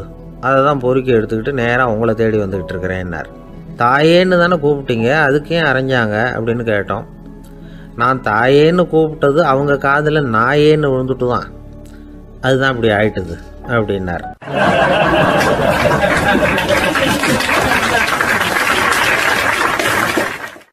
ஐயா, என்னுடைய நூல் வெளியீட்டு விழாவுக்கு அவசியம் நீங்கள் வரணும் அப்படின்னு கூப்பிட்டார் ஒருத்தர். எப்போ வரணும்னு கேட்டேன். அடுத்த வாரம்னார். சரி, புத்தகம் தயாராகிட்டுதா அப்படின்னேன். நாளைக்கு தான் அச்சிக்க கொடுக்க போகிறேன்னார். என்னங்க இது, புத்தகம் அச்சிடுறதுக்கு முன்னாடியே அழைப்புதழை அச்சடிச்சு விட்டீங்களே அப்படின்னு கேட்டேன். அதனால் என்னங்க, அந்த காலம் மாதிரி அப்போல்லாம் அச்சுக்கலை எவ்வளவோ முன்னேறியாச்சுங்க. Linotype, monotype, photo type, laser, இப்படி என்னென்னமோ வந்தாச்சு. இன்றைக்கி கொடுத்தா நாளைக்கே புத்தகம் தயார் அப்படின்னார். இப்படி இந்த அளவுக்கு முன்னேறி இருக்கிற இந்த அச்சுக்கலை ஆரம்பத்தில் எப்படி இருந்தது தெரியுமா? அந்த காலத்தில் காகிதம்னா என்னென்னே தெரியாது. அப்படி ஒன்று கண்டுபிடிக்கப்படவே இல்லை. அப்போல்லாம் எதையாவது ஒன்று எழுதணும்னா அதுக்கு ஆட்டு தோலை தான் பயன்படுத்தி இருக்கிறாங்க. கண்ணுக்குட்டி தோல் கூட அதுக்கு உபயோகப்பட்டு தான். ஐரோப்பாவில் இருந்த பாதிரியார்கள் தோலில் எழுதப்பட்ட புத்தகத்தை தயாரிக்கிறதுல ரொம்ப கெட்டிக்காரங்களாம். எகிப்து, அப்புறம் மத்திய தரைக்கடல் ஓரத்தில் உள்ள நாடுகள், இங்கெல்லாம் தோல் தான் எழுதுபொருளாக பயன்பட்டு வந்திருக்குது. ஆனால் நம்ம நாட்டில் ஓலைச்சுவடிகளை எழுத்துக்கு பயன்படுத்தி இருக்கிறாங்க. எழுதுறதுக்கு தோலை பயன்படுத்தினவங்க பிறகு பேப்பரைஸ் அப்படிங்கிற கோரை புல்லை அதுக்கு பயன்படுத்தினாங்களாம். இதெல்லாம் அப்படி கொஞ்சம் கொஞ்சமாக கண்டுபிடிச்சிட்டு வந்திருக்கிறாங்க. அந்த புல்லை கச்சிதமாக நறுக்க வேண்டியது, நல்லா பதப்படுத்த வேண்டியது, அதுக்கப்புறம் அதில் எழுத வேண்டியது, அவ்வளவுதான். பேப்பருங்கிற சொல்லே இந்த பேப்பைரஸ் அப்படிங்கிறதுலேருந்து வந்தது தான். அதுக்கப்புறம் தான் காகிதம் வந்தது. இதை முதல்ல சீன நாட்டில் தான் கண்டுபிடிச்சாங்க. அது வந்த பிறகு அச்சு எந்திரம் கண்டுபிடிக்க வேண்டிய அவசியம் ஏற்பட்டது. அதை கண்டுபிடிச்சவர் ஜெர்மானிய அறிவியல் அறிஞர் ஜான் கூட்டன்பர்க். அச்சு கலைக்கு அடித்தளம் அமைச்சவர் அவர் தான்.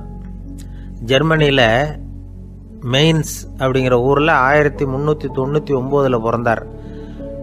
அவரோட மாமன் ஒருத்தர் உலோக வேலையில் வல்லவர். அவர்கிட்ட அந்த வேலையை கற்றுக்கிட்டார்.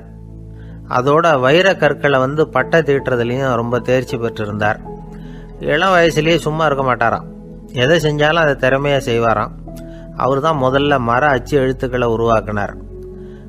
அது மேலே மை தடவி பிரதிகள் எடுத்தார். அதுக்கப்புறம் உலோக எழுத்துக்கள், முதல்ல காரியம், அப்புறம் இரும்பு, அப்புறம் கலப்பு உலோகம். பிறகு அச்சடிக்கிறதுக்கு எந்திரம் ஒன்றையும் உருவாக்கினார்.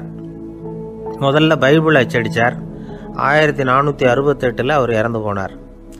16ஆம் நூற்றாண்டில் மேலை நாடுகளிலிருந்து மர எழுத்துக்களை கொண்டுகிட்டு தமிழ்நாட்டில் கிறிஸ்தவ நூல்களை அச்சிட்டாங்க. அப்போல்லாம் அச்சகங்கள் போதிய அளவுக்கு இங்கே இல்லை. அதுக்கு என்ன காரணம்னா, இந்தியர்கள் அச்சகங்களை நடத்தக்கூடாது அப்படின்னு சட்டம். 1835 வரைக்கும் அந்த சட்டம் நடைமுறையில் இருந்தது. இந்த நிலைமையில் அங்கேயும் இங்கேயுமா 1-2 அச்சகங்கள் ஆரம்பமாச்சு. 1713 தரங்கம்பாடியில் லூத்தரன் மிஷன் அச்சகம், அதே ஆண்டில் சென்னையில் SPCK அச்சகம். இது ரெண்டும் தான் இந்தியாவில் முதல்ல தொடங்கப்பட்ட அச்சகங்கள். ஆட்டுத்தோல்லையும் ஓலைச்சுவடியிலையும் எழுதப்பட்ட எழுத்துக்கள் இன்னைக்கு எங்கேயோ போயிட்டுது. ஆனால் நம்ம ஊரில் எழுத்தாளர்கள் நிலைமை தான் ஒன்றும் சொல்லிக்கிறது மாதிரி இல்லை. நம்ம ஆள் ஒருத்தர் சொன்னார், சார் நான் சொந்தத்தில் ஒரு அச்சாபீஸ் வச்சுருந்தேன், இப்போவும் வச்சுருக்கிறேன். அதனால் என்னுடைய படைப்புகளை புத்தகமாக வெளியிடுறதுல எனக்கு ஒன்றும் கஷ்டம் இல்லை. வருஷத்துக்கு ஒரு புத்தகம் எழுதி வெளியிட்டுருவேன். 15 வருஷமாக இலக்கிய உலகத்துக்கு இப்படி சேவை செஞ்சுக்கிட்டு வர்றேன். ஆனால் இந்த வருஷம்தான் வாசகர்கள் எனக்கு பாராட்டு விழா நடத்தி இருக்கிறாங்க அப்படின்னார். இந்த வருஷம் அப்படி என்ன விசேஷம் அப்படின்னு கேட்டோம். இந்த வருஷம்தான் நான் எந்த புத்தகம் எழுதி வெளியிடாமல் இருந்தேன், அதுக்காகத்தான் எனக்கு இந்த பாராட்டு விழா அப்படின்னார்.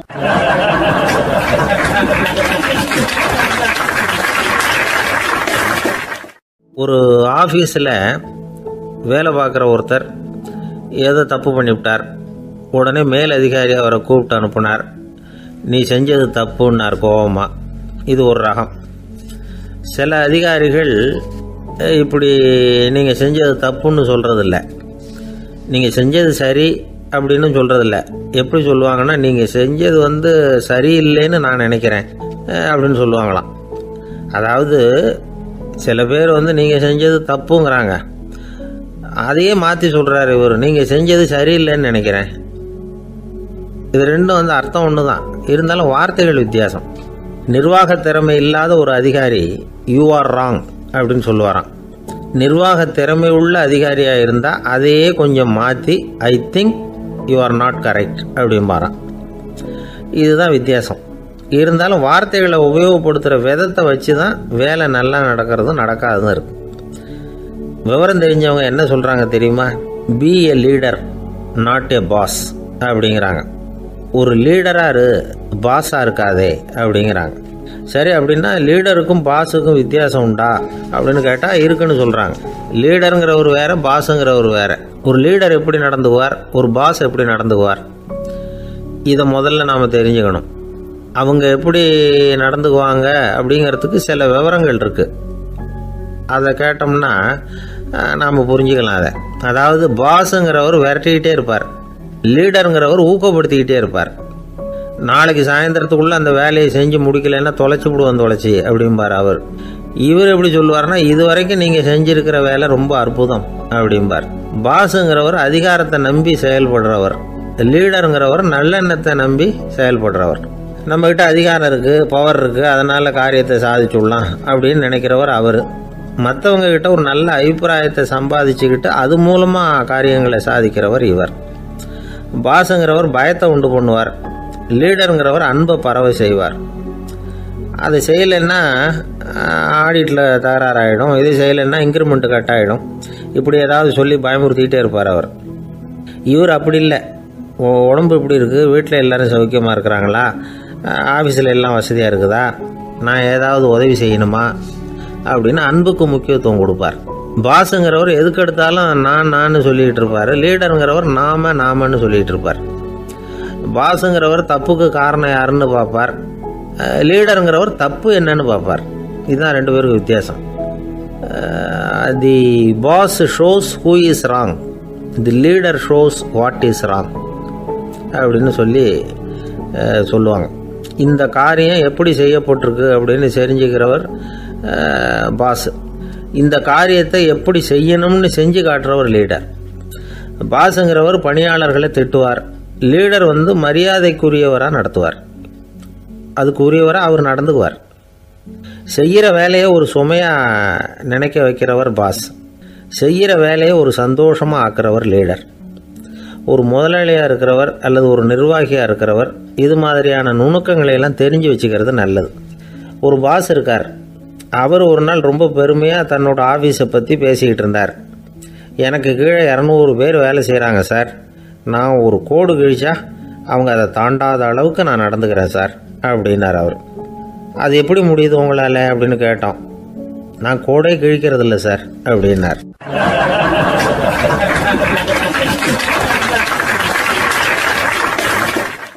ஊருக்கு வெளியில் அமைதியான ஒரு இடம், அங்கே ஒரு ஆசிரமம், அங்கே ஒரு சாமியார்.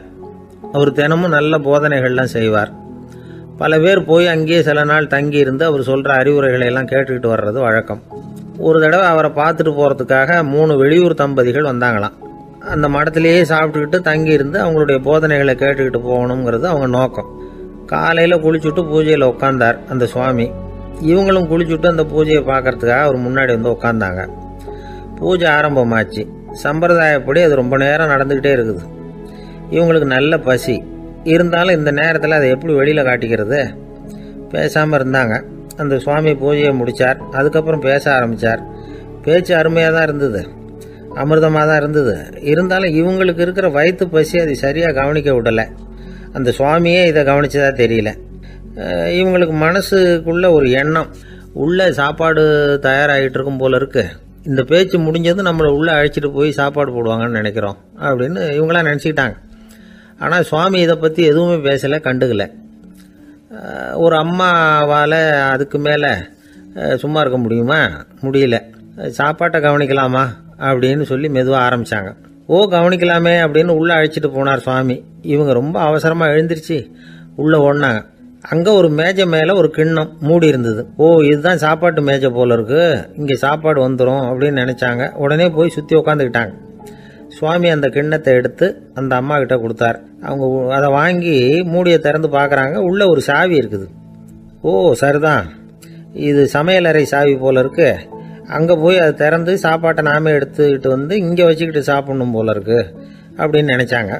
சாவி இருக்கு இல்லையா, வாங்க பூட்டு நிறையா காட்டுறேன் அப்படின்னு சுவாமி அவங்கள அழைச்சிட்டு போனார், காட்டினார். இவங்க அந்த அறையை ரொம்ப ஆவலோடு திறந்தாங்க. உள்ளே பார்த்தா அங்கே அரிசி, பருப்பு, விதவிதமான காய்கறி எல்லாம் இருக்குது. சமையலுக்கு வேண்டிய மிளகாய், எண்ணெய், பால், தயிர், நெய் இப்படி எல்லாமே இருக்குது. அடுப்பு, விறகு, நெருப்பு போட்டி அது கூட அங்கே இருக்குது. சாப்பாடு தயாராக இருக்கும்னு நினச்சிக்கிட்டு போனால் இப்படி இருக்குதே அப்படின்னு சொல்லி அதை பார்த்ததும் ரொம்ப சோர்ந்து போட்டாங்க அவங்க. சுவாமி, என்ன இது சாப்பாடு இல்லையா அப்படின்னாங்க. அதுதான் சாப்பாட்டுக்கு வேண்டிய எல்லாம் இங்கே இருக்குதே. அடுப்பு மூட்டி நீங்கள் தான் அவங்கவுங்க ருசிக்கு தகுந்த மாதிரி சமைச்சிக்கணும். இந்த சன்னியாசிக்கு எப்படி சமைக்க தெரியும் அப்படின்னு கேட்டார் சுவாமி. சாப்பாடு தயாராக இருக்கும்னு நாங்கள் எதிர்பார்த்தோம் அப்படின்னாங்க. நீங்கள் இப்படி சொல்லுவீங்கன்னு நானும் எதிர்பார்த்தேன். இது வரைக்கும் நான் எவ்வளவோ தத்துவம்லாம் எடுத்து சொன்னேன். எல்லாத்தையும் விட இதுதான் அனுபவபூர்வமான தத்துவம். ஆண்டவன் நமக்கு நல்ல மனசை கொடுத்துருக்குறான், நல்ல வாய்ப்புகளையும் தந்திருக்கிறான். அதையெல்லாம் பயன்படுத்திக்கக்கூடிய மூளையையும் சிந்தனையையும் கொடுத்துருக்குறான். அதனால் அடுப்பை தான் நீங்கள் மூட்டணும். அடுப்பு நீங்கள் தான் மூட்டணும். உங்களுக்கு உகந்ததை நீங்கள் தான் சமைச்சு ருசித்து அனுபவிக்கணும். ஆண்டவனே அதை செஞ்சுக்கிட்டு இருக்க மாட்டான் அப்படின்னாராம் அந்த சுவாமி.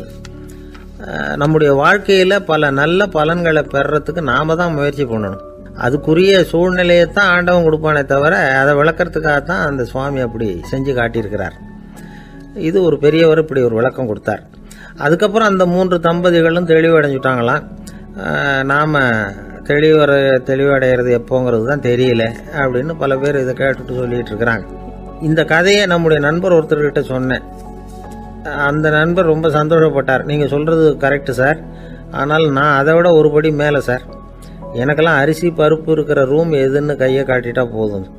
உடனே கிண்ணத்துலேருந்து சாவியை எடுத்து கொடுக்கணுங்கிற அவசியம்லாம் இல்லை எனக்கு. அப்புறம் எப்படி ரூமை திறந்துருவீங்க அப்படின்னு கேட்டேன். பூட்டை உடைச்சி திறந்துருவேன், அதுதான் எனக்கு பழக்கம் அப்படிங்கிறார்.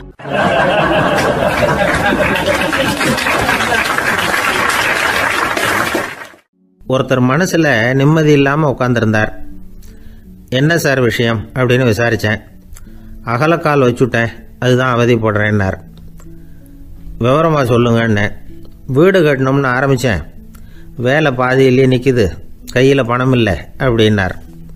இது மாதிரி ஆசாமிகள் பல பேரை நீங்கள் பார்த்துருக்கலாம்.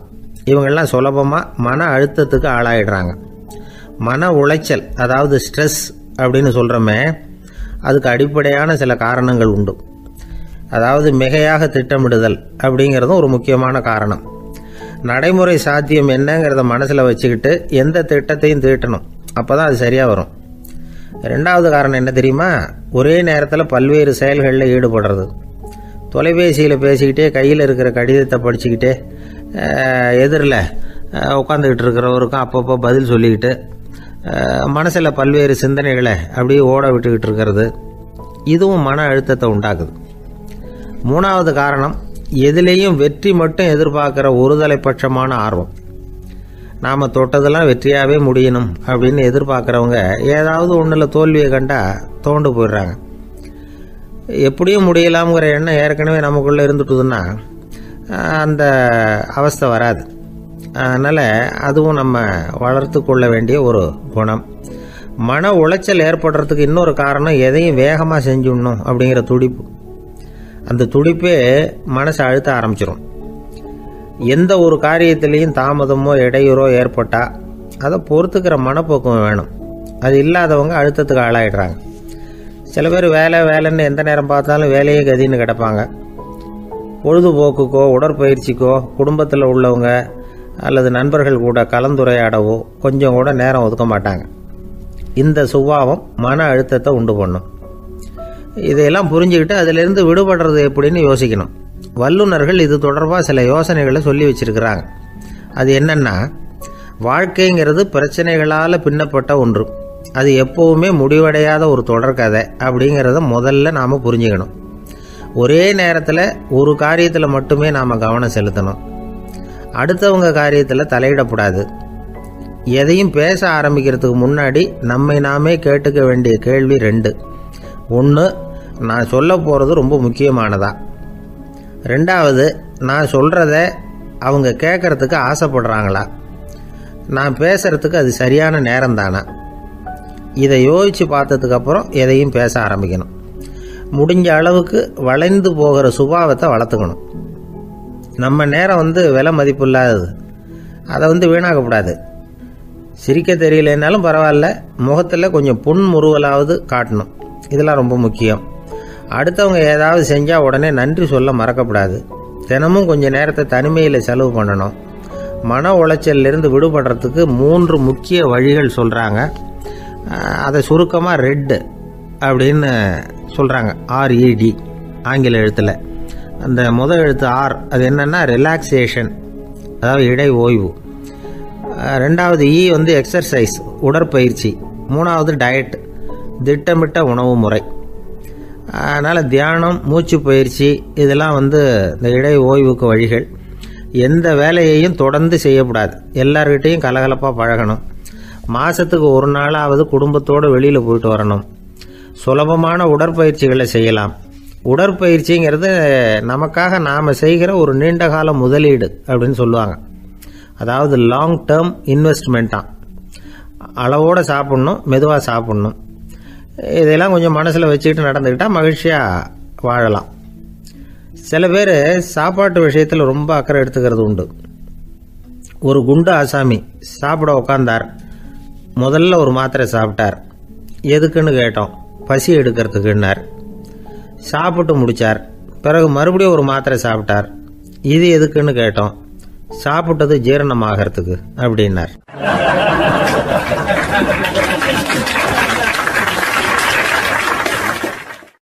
ஒரு காலத்தில் பிரஷ்யா அப்படின்னு ஒரு தேசம் இருந்தது. இப்போ ஜெர்மனி இருக்குல்ல, இதோட பெரும்பகுதி ஒரு காலத்தில் பிரஷ்யாங்கிற பேரில் இருந்தது. அப்போ அதுக்கு அரசராக இருந்தவர் மகா ஃப்ரெடரிக், அதாவது ஃப்ரெடரிக் தி கிரேட் அப்படின்னு சொல்லுவாங்க. அந்த ராஜாவுக்கு ஒரு சந்தேகம். நாம் பல வகையான வரிகளை விதித்து வசூல் பண்ணுறோம். அப்படி பண்ணி வருமானம் குறைஞ்சிக்கிட்டே போகுதே, இதுக்கு என்ன காரணமாக இருக்கும்? இதுதான் அவருக்கு ஏற்பட்ட சந்தேகம். ஒரு சமயம் அந்த அரசர் தம்முடைய அமைச்சர்களையும் பிரபுக்களையும் தளபதிகளையும் கூப்பிட்டு ஒரு விருந்து வச்சார். விருந்து முடிஞ்சதும் அவங்கள பார்த்து இந்த சந்தேகத்தை கேட்டார்.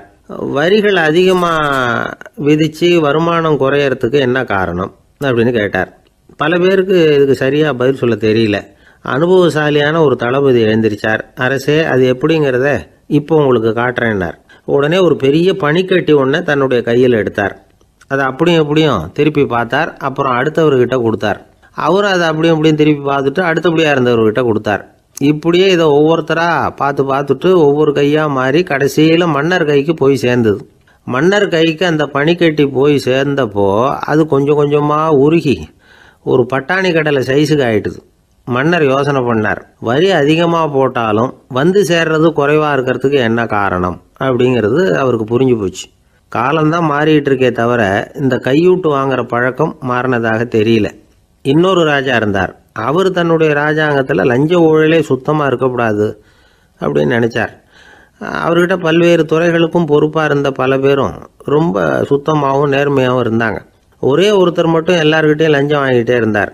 அவரை வேறு வேறு துறைகளுக்கு மாற்றி பார்த்தாரு. அந்த ராஜா என்னென்னமோ பண்ணி பார்க்குறாரு. எந்த வேலையை கொடுத்தாலும் அதுலேயும் லஞ்சம் வாங்குறதுக்கு ஒரு வழியை உண்டு பண்ணிக்குவார் அந்த ஆள். ராஜாவுக்கு இது ஒரு பெரிய தலைவலியாக போட்டுது. இவர் என்ன பண்ணுறது, இவருக்கு என்ன வேலையை கொடுக்கறது, கொஞ்சம் கூட லஞ்சம் வாங்கிறதுக்கு சான்ஸே இல்லாத ஒரு வேலையை கொடுக்கணும் அப்படின்னு திட்டம் போட்டார். ஒரு நாள் அவருக்கு அந்த உத்தரவும் போட்டுட்டார். அதாவது அவருக்கு என்ன வேலைன்னா, கடற்கரையில் தான் அவருக்கு ஆஃபீஸ், அங்கேயே இருந்துக்க வேண்டியது. தினமும் எத்தனை கடல் அலை கரையில் வந்து மோதுது அப்படிங்கிறத கணக்கு எடுத்து ராஜாவுக்கு தெரிவிக்க வேண்டியது. இதுதான் அவருக்கு வேலை. பேசாமல் அலையை எண்ணிட்டு உட்காந்துருக்கிட்டோம், அப்போவாவது அவர் லஞ்சம் வாங்குகிற சந்தர்ப்பம் இல்லாமல் போயிடும் அவருக்கு அப்படின்னு நினச்சார் ராஜா. இந்த ஆள் கடற்கரைக்கு போய் டியூட்டியில் ஜாயின் பண்ணிக்கிட்டார்.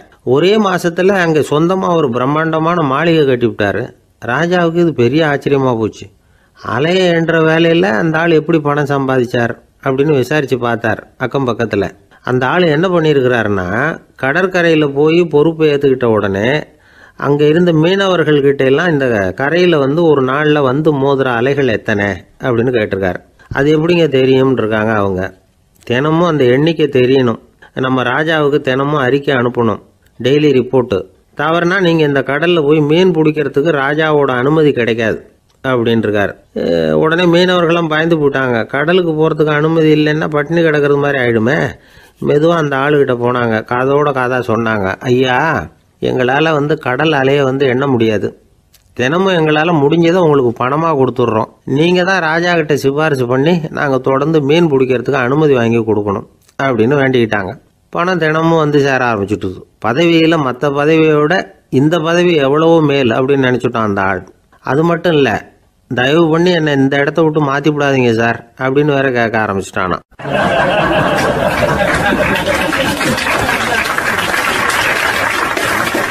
என் நண்பர் ஒருத்தர் ஆழ்ந்த சிந்தனையில் இருந்தார். என்ன யோசனை பண்ணுறீங்கன்னு கேட்டேன். தலைவர் ஆகணும்னு பார்க்குறேன், அதுதான் என்ன வழின்னு யோசிச்சுக்கிட்டு இருக்கேன்னார். நான் கூட அது மாதிரி யோசித்து பார்த்தேன், அதுக்கப்புறம் அந்த யோசனையை கை விட்டுட்டேன் அப்படின்னோம். ஏன்னு கேட்டார். அதுக்கான தகுதிகள் நமக்கு இல்லைங்கிறது புரியுது. அது நமக்கு புரியறத விட நம்ம விட மற்றவங்களுக்கு நல்லா புரிஞ்சு போச்சு. அதனால் பேசாமல் கம்முன்னு இருந்துடுறது தான் நல்லது அப்படின்னோம். தலைவர் ஆகிறதுக்கு தகுதிகள் வேற உண்டோ அப்படின்னு கேட்டார். அவர் யதார்த்தமாக தான் கேட்குறார். நாங்கள் உடனே எங்ககிட்ட இருந்த ஒரு புத்தகத்தை எடுத்து அவர்கிட்ட கொடுத்தோம், படித்து பாருங்கன்னு. தலைவர் ஆகிறதுக்கு என்ன வழி அப்படிங்கிறத பற்றி அதில் போட்டிருக்கிறாங்க. முதல் வழி என்ன தெரியுமா? ஒரு 4 பேர் முன்னாடி இல்லைன்னா ஒரு கூட்டத்துக்கு முன்னாடி நீங்கள் பேச போகிறீங்க. அப்போ எப்படி ஆரம்பிக்கணும்னா, உண்மையான புகழ்ச்சி, நேர்மையான பாராட்டு, இதோடு ஆரம்பிக்கணும். எடுத்ததுமே அது சரியில்லை இது சரியில்லைன்னு பேசிகிட்டு இருக்கக்கூடாது. மக்களை பார்த்து நீங்கள் தான் தப்பு பண்ணிவிட்டீங்க அப்படின்னு நேரடியாக சொல்லக்கூடாது. தவறு இருந்தாலும் அதை வந்து மறைமுகமாக ஏதாவது கதை சொல்லி அதிலிருந்து அவங்க புரிஞ்சுக்கிற மாதிரி செய்யணும். அடுத்தவங்க பண்ண தப்பு என்னன்னு அலசறதுக்கு முன்னாடி நீங்கள் பண்ணின தப்பு என்னங்கிறத பற்றியே பேசுங்க. எதுக்கும் நேரடியாக உத்தரவு போட்டுக்கிட்டு இருக்கக்கூடாது. இதை நீங்கள் செய்யணும் அப்படின்னு சொல்கிறதுக்கு பதிலாக நீங்கள் இப்படி செஞ்சால் எப்படி இருக்கும் அப்படின்னு கேள்வி மாதிரி கேட்கணுமா. இப்படி கேட்டால் அது உத்தரவு மாதிரி தெரியாதான். அடுத்தவங்க மரியாதையை காப்பாற்றுறது மாதிரி பேசணுமா. உங்கள் பேச்சு இன்னொருத்தரை வந்து அவமானப்படுத்துறது மாதிரி இருக்கக்கூடாதான். ஏண்டா இவங்கிட்ட போய் மாட்டிக்கிட்டோம்னு யாரும் நினச்சிடக்கூடாது. ஒவ்வொரு சின்ன வளர்ச்சியையும் பாராட்டணும். வெற்றி வந்து சாதாரணமாக இருந்தாலும் பாராட்டாமல் இருந்துடக்கூடாது. பாராட்டும் பொழுது தாராளமாக இருக்கணும், குறை சொல்லும் பொழுது கவனமாக இருக்கணும். வாய்க்கு வந்தபடி பேசிவிட்டா அதுக்கப்புறம் வகையாக மாட்டிக்கிட்டு முழிக்க வேண்டியிருக்கும். நீங்கள் பேசுறது இன்னொருத்தருக்கு ஒரு கௌரவத்தையும் மரியாதையும் உண்டு பண்ணுறது மாதிரி இருக்கணும். நீங்கள் பேசுறது அடுத்தவங்களுக்கு இருக்கிற கொஞ்ச நெஞ்ச மரியாதையும் எடுத்து விடுறது மாதிரி இருக்கக்கூடாது. உங்கள் பேச்சை கேட்டால் கேட்குறவங்களுக்கு ஒரு ஊக்கம் வரணும், உற்சாகம் வரணும். தவறு எதுவாக இருந்தாலும் அதை சுலபமாக திருத்திக்கலாம், சரி பண்ணிக்கலாங்கிறது மாதிரி இருக்கணும் உங்கள் பேச்சு. அடுத்தவங்களை சந்தோஷப்படுத்துங்க. உங்கள் யோசனையை கேட்டு நடந்துக்கிறதுனால அந்த சந்தோஷம் அவங்களுக்கு கிடைக்கணும்.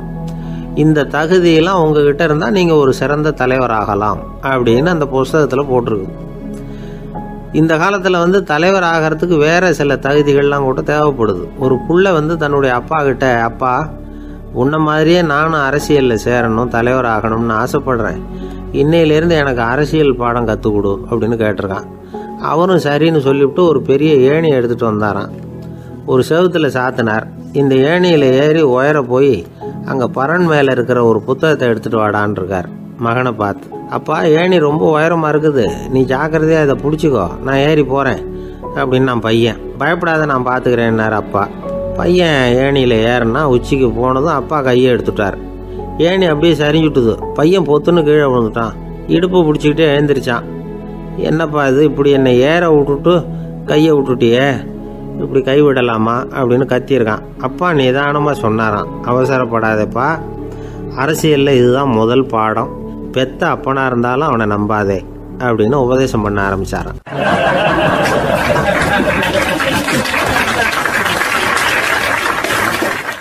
கிபி 1078 வருஷம் மார்ச் மாதம் 19ஆம் தேதி திங்கட்கிழமை அதிகாலை நேரம் ஒரு குழந்தை பிறந்தது. எங்க தெரியுமா? காஸ்பியன் கடலுக்கு தெற்கே பாரசீக மொழி வழங்கிய தபரிஸ்தான் மாநிலத்துல ஜீலான்கிற புனித நகர், அதோட புறநகர் பகுதியில உள்ள நீப்புங்கிற ஊர்ல தான் அந்த குழந்தை பிறந்தது. அந்த இடம் இப்போ ரஷ்யாவில் இருக்கு. அந்த குழந்தை யாருன்னு நினைக்கிறீங்க? அதுதான் முஹித்தீன் பெருமான், ஆன்மீக சாதனைகள் புரிந்த மகான் முஹித்தீன் ஆண்டகை. தன்னுடைய 18வது வயசுல உயர்கல்விக்காக ஜீலான் நகரத்தை விட்டு பகுதாத் நகரத்துக்கு புறப்பட்டு போறார். இளம் பிராயம் தானே, அதனால துணைக்கு ஒரு வர்த்தக கூட்டத்தோட சேர்ந்து போயிட்டு இருக்கிறார். ரொம்ப தூரம் போகணும். ஒவ்வொரு இடமா தங்கி தங்கி போயிட்டு இருக்கிறாங்க. ஒரு இடத்துல ஒரு கொள்ளை கூட்டம் பயங்கரமான ஆயுதங்களோட அவங்கள வழிமறிச்சுட்டுது. அந்த வர்த்தக கூட்டம் வச்சிருந்த பொருள்களை எல்லாம் அவங்க பறிச்சு விடுறாங்க. இவங்களும் பயந்துகிட்டு இருந்தது எல்லாத்தையும் அவங்க கிட்ட கொடுத்துடுறாங்க. முஹித்தீன் ஆண்டகை மட்டும் இதையெல்லாம் பார்த்துக்கிட்டு தனியா ஒதுங்கி நிற்கிறார். ஒரு 18 வயசு பையன் மட்டும் இப்படி தனியா அநாத சிறுவன் மாதிரி நின்றுட்டு இருக்கிறத அந்த கொள்ளை கூட்டத்தில் இருந்த ஒருத்தன் பாக்குறான். கிட்ட நெருங்கி வர்றான். அலட்சியமாவும் கிண்டலாவும் உங்ககிட்ட ஏதாவது இருக்குதா அப்படின்னு கேக்குறான். இவங்கிட்ட என்ன இருக்க போகுது அப்படிங்கிற நம்பிக்கையில அவன் அப்படி கேக்குறான். உடனே இவரு, ஓ இருக்குதே, என்கிட்ட 40 தீனார் இருக்கு அப்படிங்கிறார். இப்படி சொல்லியும் அந்த கொள்ளைக்காரனுக்கு நம்பிக்கை வரல. என்னடா விளையாடாத, பொய் சொல்லாத, உண்மையை சொல்லு அப்படிங்கிறான் அவன். உண்மையைத்தான் சொல்றேன், என்கிட்ட 40 தீனார் இருக்கு அப்படிங்கிறார் இவர். எங்க வச்சிருக்கிற அப்படின்னு கேக்குறான். சட்டையின் விழாப்புறத்துல உள்ள பகுதியில அதை வச்சு தச்சிருக்கிறாங்க அப்படின்னு உண்மையை சொல்றார். உடனே கொள்ளை கூட்ட தலைவன் அதை கத்தியால கீறிப்பார் அப்படின்னு உத்தரவு போடுறான். அந்த சட்டையை கிழிக்கிறாங்க. உள்ள இருந்து 40 பொற்காசுகளும் பொல பொலன்னு கீழே கொட்டுச்சு. அதை பார்த்த உடனே அந்த கொள்ளை கூட்ட தலைவன் மலைச்சு போய் நின்னுட்டான். காசை பார்த்துட்டு அவன் மலைச்சு போகல, பொய் பேசாத அந்த பையனோட நேர்மையை பார்த்துட்டு அவன் அப்படி நின்னான். மெதுவா அந்த பையன் கிட்ட வந்தான். ஏன்பா, நீ என்ன பணக்கார குடும்பமா அப்படின்னு கேட்டான். அப்படிலாம் இல்ல, எனக்கு அப்பா இல்ல, அம்மா மட்டும்தான் உண்டு. எங்க அப்பா எனக்குன்னு விட்டு போன சொத்தே இந்த 40 தீனார் தான் அப்படின்னாரு இவர். அப்படி இருந்துமா உண்மை பேசணும்னு ஆசைப்பட்டேன்.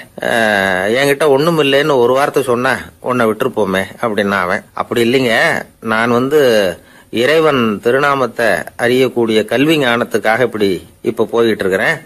இறைவன் திருநாமத்தை உச்சரிக்க வேண்டிய நாவால பொய் பேசக்கூடாதுன்னு எங்க அம்மா சொல்லியிருக்கிறாங்க. அதனால நான் எப்பவுமே பொய் சொல்ல மாட்டேன் அப்படின்னு என்னுடைய தாய்க்கு வாக்கு கொடுத்திருக்கிறேன் அப்படின்னார் அவர். முஹித்தீன் பெருமான் வார்த்தைகளை கேட்ட அந்த கொள்ளையர்கள் மனம் திருந்தி நல்லவங்களா ஆயிடுறாங்க. அந்த கொள்ளையர் தலைவன் பிற்காலத்துல ஒரு பெரிய மகான் ஆயிடுறார். பெரியவர்கள் வாழ்க்கையில நடக்கிற இது மாதிரி சம்பவங்கள் தான் நாம நல்ல விதமா வாழறதுக்கு துணையா இருக்கும். அந்த காலத்துல கொள்ளையர்களே பெரியவங்க செயலை பார்த்து மனம் திருந்தி இருக்கிறாங்க. இந்த காலத்துல யாரு இப்படி இருக்கிறா? இந்த காலத்துல மகான் ஒருத்தரை பார்த்தேன், எனக்கு வேண்டியப்பட்ட மகான். ஏங்க நீங்களும் மகான் ஆகிறதுக்கு முன்னாடி கொள்ளை அடிச்சுட்டு இருந்தீங்களா அப்படின்னு கேட்டேன். அவர் மெதுவா கண்ணை திறந்து என்ன நிமிர்ந்து பார்த்தார். அப்படி இல்லப்பா, நான் கொள்ளை அடிக்கிறதுக்காகத்தான் மகானாவே ஆகி இருக்கிறேன் அப்படின்னு சொல்லிவிட்டு மறுபடியும் கண்ணை மூடிட்டார்.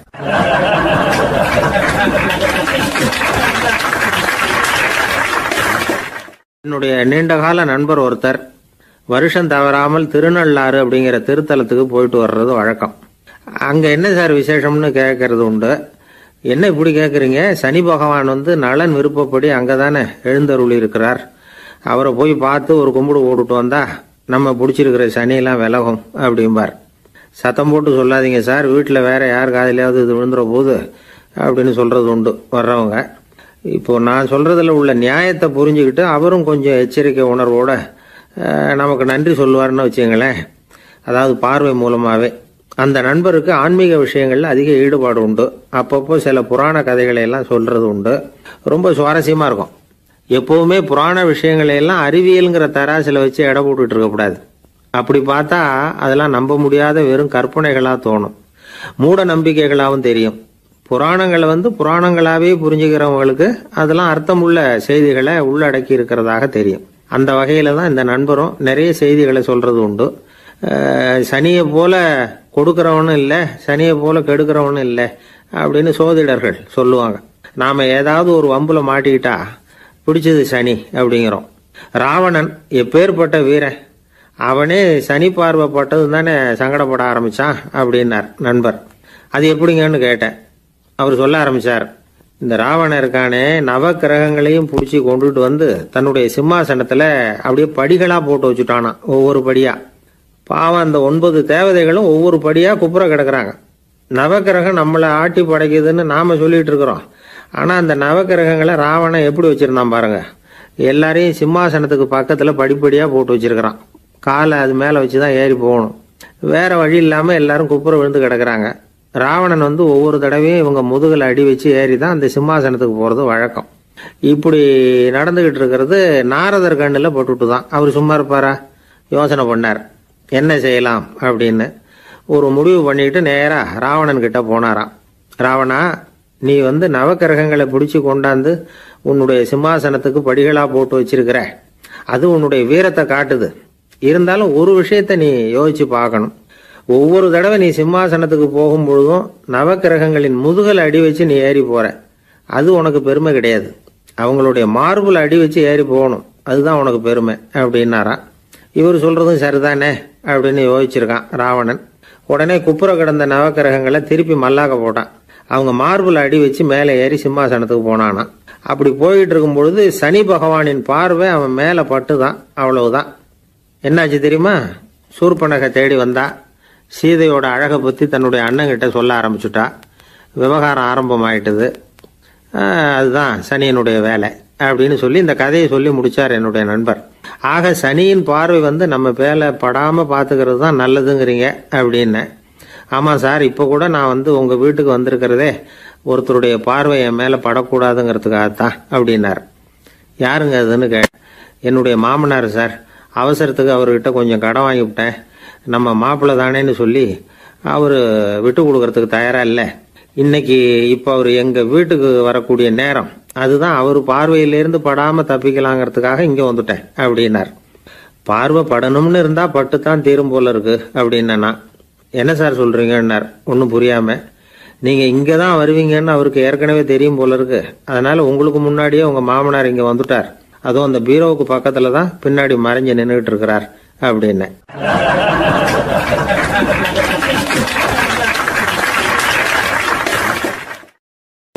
வருஷம் செப்டம்பர் மாதம் 22ஆம் தேதி மதுரை மேலமாசி வீதியில் உள்ள ஒரு வீடு.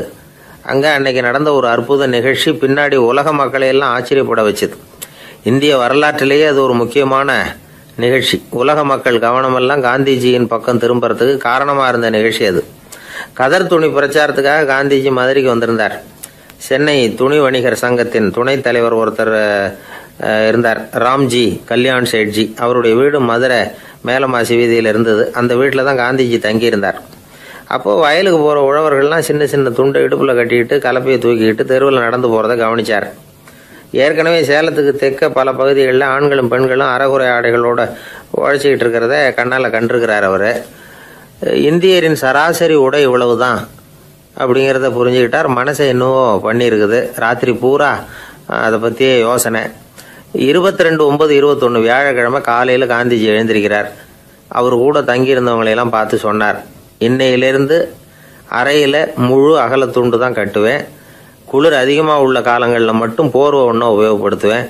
மற்றபடி மேலங்கியோ குல்லாவோ எதுவும் போட்டுக்க மாட்டேன். தற்காலிகமாக இந்த ஏற்பாட்டை 1 மாதத்துக்கு ஏற்றுக்குவேன். அதுக்கு பிறகு உசிதம் போல எண்ணி பார்த்து முடிவு பண்ணுவேன் அப்படின்னார். அவருடைய குரல் உறுதியாக இருந்துதான். உடனே செயலில் இறங்கினார். தம்முடைய 10 முழ வேட்டி, மேலங்கி, உள் சட்டை, குல்லா எல்லாத்தையும் களைஞ்சார். வேட்டியிலிருந்து ஒரு 4 முழ துணியை எடுத்துக்கிட்டார். இதுக்கு உதவி செஞ்சவர் அன்னைக்கு விருதுநகரில் பிரபல தொண்டராக இருந்த பழனிக்குமார பிள்ளை. வெட்டி எடுத்த துண்டை நீள வாக்கில் ரெட்டையாக மடித்தார். அதை இடுப்பில் துண்டு மாதிரி கட்டிக்கிட்டார். தலையில் சின்ன உச்சி குடுமி, அறையில் சின்ன துண்டு, அண்ணல் காந்தி ஆண்டி கோலத்தில் காட்சி அளிக்கிறார். கூட இருந்தவங்களை பார்த்து காரைக்குடிக்கு புறப்படலாமே அப்படின்னார். அவர் நண்பர்களும் சீடர்களும் திகைச்சு போய் நிற்கிறாங்க. இந்த விரதம் நிரந்தரமாக ஆயிடுமோங்கிற பயம் அவங்களுக்கு. எப்படியோ இந்த விவரம் ராஜாஜிக்கும் அன்னைக்கு பிரபலமாக விளங்கின தேசபக்தர் டாக்டர் TSS ராஜனுக்கு எட்டுச்சு. உடனே 2 பேரும் ஓடி வந்தாங்க. வேண்டாமே இந்த கோலம் அப்படின்னாங்க. காந்திஜி தன்னுடைய முடிவில் உறுதியாக இருந்தார். ராஜாஜி என்னென்னமோ வாதமெல்லாம் பண்ணி பார்த்தார். உங்களுடைய வாதத்துக்கு என்னால் பதில் சொல்ல முடியல, இருந்தாலும் நான் செய்கிறது தான் சரிங்கிறதுல எனக்கு சந்தேகம் இல்லை. இன்னைக்கு அதிகாலை 3 மணி இருக்கும். நான் ஓரளவு விழிச்சுக்கிட்டேன். அதாவது உறக்கமும் விழிப்புமா இருந்த நிலையில எனக்கு இந்த எண்ணம் உண்டாச்சு. இது என்னுடைய அந்தராத்மாவின் ஆணை, அதை என்னால் மீற முடியாது அப்படின்னு சொல்லிவிட்டாராம் காந்திஜி. கதர் பிரச்சாரத்துக்காக காரைக்குடிக்கு கிளம்பினார். வாசல்ல 4 மோட்டார் வண்டிகள் காத்துக்கிட்டு இருந்தது. வீதியில் 2 பக்கமும் ஜனங்கள். காந்திஜி இடுப்பு துணியோட மோட்டார் வண்டியில ஏறினார். நண்பர்களும் சீடர்களும் மக்களும் உடல் சிலிர்க்க அந்த காட்சியை பார்க்குறாங்க. மோட்டார் வண்டி நகர ஆரம்பிக்குது. எப்பேற்பட்ட காட்சி அது! சுக்கநாத பெருமானியே கூலி ஆளாக்கிய அப்படி ஆக்கி மண் சுமக்க வச்ச மதுரை இல்லையா? அந்த மதுரை தான் காந்திஜி துறவி கோலம் கொள்றதுக்கும் காரணமாக இருந்திருக்குது. இது இன்னைக்கு எத்தனை பேருக்கு தெரியும்? ஒரு தடவை காந்திஜி நேருவும் சுற்றுப்பயணம் செஞ்சாங்களாம். ஒரு இடத்துல நடந்து போயிட்டு இருக்கிறாங்க. குறுக்க ஒரு வாய்க்கால். நேரு என்ன பண்ணார் தெரியுமா? தன்னுடைய இளமை துடிப்பை காட்டுறதுக்காக கொஞ்சம் தூரம் பின்னாடி போய் அங்கேருந்து வேகமாக ஓடி வந்து அந்த வாய்க்காலை தாண்டினாராம். காந்திஜி அப்படி பண்ணல. பக்கத்தில் இருந்த பாலம் வழியா அந்த வாய்க்காலை கடந்து வந்தார். நேரு காந்திஜியை பார்த்து சிரிச்சுக்கிட்டே, என்ன மாதிரி நீங்களும் தாண்டி இருக்கலாமே அப்படின்னாராம். அதுக்கு காந்திஜி சிரிச்சுக்கிட்டே சொன்னாராம், 2 அடி முன்னேறதுக்காக 5 அடி பின்னாடி போறதா அப்படின்னாராம்.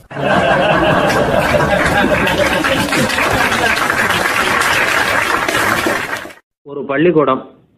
அதுல வசதியான வீட்டுக்குள்ள ஒருத்தன் படிச்சுக்கிட்டு இருந்தான். இன்னொரு ஏழை பையனும் அங்க படிச்சுக்கிட்டு இருக்கிறான்.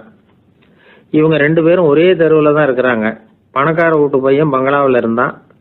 அவனுக்கு வேலை செய்யறதுக்காக சில வேலை ஆட்கள் உண்டு. அதனால அவன் நல்லா சாப்பிடுவான், தூங்குவான். ஏதோ வரணுமேங்கிறதுக்காக பள்ளிக்கூடத்துக்கு வருவான், போவான், அவ்வளவுதான். இந்த ஏழை பையன் இருக்கானே, அவன் அப்படி இல்லை. காலையில எழுந்திருப்பான், உடற்பயிற்சி பண்ணுவான், அவங்க வீட்டில் கிடைக்கிற சாதாரண உணவு அதை அளவோட சாப்பிடுவான், வீட்டில் உள்ள வேலைகளையும் செய்வான், பள்ளிக்கும் தவறாமல் வந்துடுவான். அவனுக்கு கூட பிறந்த சகோதர சகோதரிகள் 8 பேர். எல்லாரும் தன்னம்பிக்கையோட அவங்க வேலையை செஞ்சுக்கிட்டு இருந்தாங்க. இந்த பையன் எப்பவும் உண்மையை தான் பேசுவான், கடமையை ஒழுங்காக செய்வான். ஆசிரியர்களுக்கு இவனை ரொம்ப பிடிக்கும். அதனால இவனை அந்த பள்ளிக்கூடத்து மாணவர் தலைவனை ஆக்கியிருந்தாங்க. இது அந்த பெரிய இடத்து பையனுக்கு பிடிக்கல. மாணவர் தலைவனுக்கு பணிஞ்சு போறதுக்கும் அவனுக்கு விருப்பம் இல்லை. ஒரு நாள் வகுப்புல ஆசிரியர் எல்லா மாணவர்களுக்கும் ஒரு வேலை கொடுத்தார். எல்லாரும் அதை சுறுசுறுப்பா செஞ்சுக்கிட்டு இருக்கிறாங்க. இவன் மட்டும் சோம்பலா உட்காந்துருக்கிறான். ஆசிரியர் அந்த பக்கமா வந்தார். இதை பார்த்துட்டார். உடனே மாணவர் தலைவனா இருக்கிற அந்த ஏழை பையனை கூப்பிட்டார். இந்த பாருப்பா, ஏன் அந்த பையன் இப்படி சும்மா உட்காந்துருக்கிறான், என்னன்னு விசாரிச்சு சொல்லு அப்படின்னு சொல்லிவிட்டு உள்ள போயிட்டார். இவன் மெதுவா போய் அவன்கிட்ட விசாரிச்சான், ஏன் இப்படி சோர்ந்து போய் உட்காந்துருக்கிற அப்படின்னு. அவன் ரொம்ப அலட்சியமா இவனை திரும்பி பார்க்கறான். என்னோட சிரமம் உனக்கு என்ன தெரியும்? வீட்டில் என்னுடைய சௌகரியங்களை கவனிக்கிற வேலை ஆட்கள் 2 பேரும் இன்னைக்கு வேலைக்கு வரல. அதனால என்னோட வேலையெல்லாம் நானே கவனிக்கிற மாதிரி ஆயிட்டுது. அதனால சோர்ந்து போயிட்டேன் அப்படின்னு நான். அப்புறம் கேட்டிருக்கான், அது சரி, உன்னுடைய வீட்டில் உன்னுடைய வேலைக்காரங்க வராத போது நீ எப்படி சமாளிக்கிற அப்படின்னு கிண்டலா கேட்டிருக்கான். அதாவது இவன் ஏழைங்கிறதையும் இவன் வீட்டில் வேலை செய்யறதுக்கு யாரும் இல்லைங்கிறதையும் இப்படி சொல்லி கிண்டல் பண்றான். இந்த ஏழை பையனுக்கு இது புரிஞ்சுது. மனசு வேதனை போட்டுது. இருந்தாலும் வெளியில காட்டியாம சிரிச்சுக்கிட்டே சொன்னானா, எனக்கு அந்த கவலையே கிடையாது. என்னுடைய உதவிக்கு நான் நினைச்ச உடனே என்னுடைய காரியத்தை செய்யறதுக்கு 8 பேர் எப்பவும் தயாரா இருப்பாங்க அப்படின்னு நானு. இவன் இப்படி சொன்னதும் அவனுக்கு ஒரு மாதிரி ஆயிட்டுதான். தலையை குனிஞ்சுக்கிட்டே போயிட்டான். உள்ளே உட்காந்துருந்த ஆசிரியர் காதுல இது விழுந்தது. உடனே இந்த ஏழை பையனை உள்ள கூப்பிட்டு போனாரு. கேட்டாரு, என்னப்பா இப்படி சொல்ற? இவன் பொய் சொல்ல மாட்டாங்கிறது அவருக்கு தெரியும். அவனை சமாளிக்கிறதுக்காக இப்படி ஒரு பொய்யை சொல்லியிருப்பாங்கிறதையும் அவரால் ஏற்றுக்க முடியல. ஏன்பா, நீ நினைக்கிற காரியத்தை செய்ய 8 பேர் தயாரா இருக்கிறதா சொன்னிய, உன்னுடைய சகோதர சகோதரிகளை குறிப்பிட்டு அப்படி சொன்னியா அப்படின்னு கேட்டார். இல்லைங்க ஐயா, நான் அவங்கள குறிப்பிட்டு அப்படி சொல்லலைன்னா. அப்படின்னா பொய் சொன்னியா? இந்த சின்ன விஷயத்துக்கு அப்படி பொய் சொல்லலாமான்னார். ஐயா, நான் பொய்யும் சொல்லலைன்னா. இவன் அப்படின்னா நீ சொன்னதுக்கு என்ன அர்த்தம்னார். இப்போ அந்த பையன் சொல்றான், ஐயா, நான் நினைக்கிறத செய்து முடிக்க என் கூட இருக்கிற அந்த 8 பேர் யாருன்னா 2 காலு 2 கை, வாய், மூக்கு, கண்ணு, காது, ஆக மொத்தம் 8. இவங்க தான் இந்த வேலை ஆட்கள். நான் சொல்றதை செய்யறதுக்கு, நான் சொல்றதை கேட்கறதுக்கும் செய்யறதுக்கும் அவங்க எப்பவும் தயாரா இருக்காங்க. அந்த அளவுக்கு என்னுடைய பயிற்சிகள், பழக்க வழக்கங்கள் மூலமா அவங்கள நல்ல நிலைமையில வச்சிருக்கிறேன் அப்படின்னா. இந்த கதையை சுவாமி சின்மயானந்தர் சொல்றது வழக்கம். இயற்கை நமக்கு கொடுத்திருக்கிற வேலையாட்கள் இந்த 8. இவங்களை நல்ல முறையில வச்சிருந்து வேலை வாங்க வேண்டியது நம்முடைய கடமை. அந்த கடமையை ஒழுங்கா செஞ்சுக்கிட்டு வந்தா வாழ்க்கையில வெற்றி நிச்சயம், இல்லைன்னா குழப்பம்தான். புத்தி சரியா இல்லைன்னா இந்த வேலையாட்கள் நாம சொல்றதை கேட்க மாட்டாங்க. ஒருத்தன் குடி போதையில தள்ளாடி தள்ளாடி போய் ஒரு மரத்துல முட்டிக்கிட்டானான். தலையில கட்டு போட்டுக்கிட்டு மறுநாள் வந்திருக்கான். ஏன்டா இப்படி பண்றேன்னு கேட்டிருக்காங்க. நான் ஒதுங்கி போன்னு தான் சொன்னேன், அது கேட்கல அப்படின்னு இருக்கான். எது கேட்கல? உன்னோட காலா அப்படின்னு கேட்டிருக்காங்க. இல்லைங்க, அந்த மரம் அப்படின்னு நானா.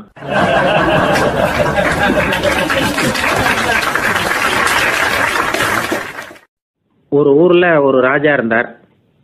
அந்த ராஜாவுக்கு ஒரு புள்ள. அந்த புள்ளைக்கு விவரமே தெரியாது.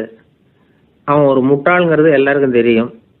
ஆனாலும் அவன் தான் அடுத்தபடியா ஆட்சிக்கு வர வேண்டியவன். ஆட்சி பொறுப்பை ஏற்க வேண்டிய ஒருத்தன் இப்படி இருந்தா என்ன பண்றது அப்படிங்கிறது எல்லாருக்கும் உள்ள கவலை. மன்னர் அமைச்சர்களை கூட்டினார், ஆலோசனை கேட்டார் என்ன பண்ணலாம்னு.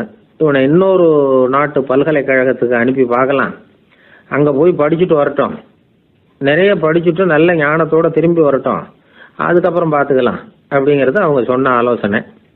மன்னருக்கும் அது சரின்னு தோணுச்சு. மகனை வெளி தேசத்துக்கு அனுப்பி வச்சார். இவனும் போனான், ஒரு பல்கலைக்கழகத்தில் சேர்ந்தான், நிறைய படித்தான். அதுக்கப்புறம் தந்தைக்கு ஒரு கடிதம் எழுதினான். தந்தையே, நான் நிறைய படிச்சுட்டேன், இனிமேல் நாடு திரும்பலாம்னு நினைக்கிறேன் அப்படின்னு எழுதினான். மன்னருக்கு ரொம்ப மகிழ்ச்சி. அதாவது புள்ள படிச்சுட்டான் அப்படிங்கிற ஆனந்தம். உடனே பையன் திரும்பி வர்றதுக்கு ஏற்பாடு பண்ணார். இளவரசன் நாடு திரும்பினான். அதை கொண்டாடுறதுக்காக அரண்மனையில் ஒரு பெரிய விருந்துக்கு ஏற்பாடு பண்ணியிருந்தாங்க. முக்கியமானவங்கள்லாம் அதில் கலந்துக்கிட்டாங்க. அந்த விருந்துக்கு முனிவர் ஒருத்தரும் வந்திருந்தார். அவர் இளவரசன் கிட்ட போய் உட்காந்து விசாரிக்கிறார். என்னப்பா, எப்படி படிச்சிருக்கிற அப்படின்னு கேட்டார்.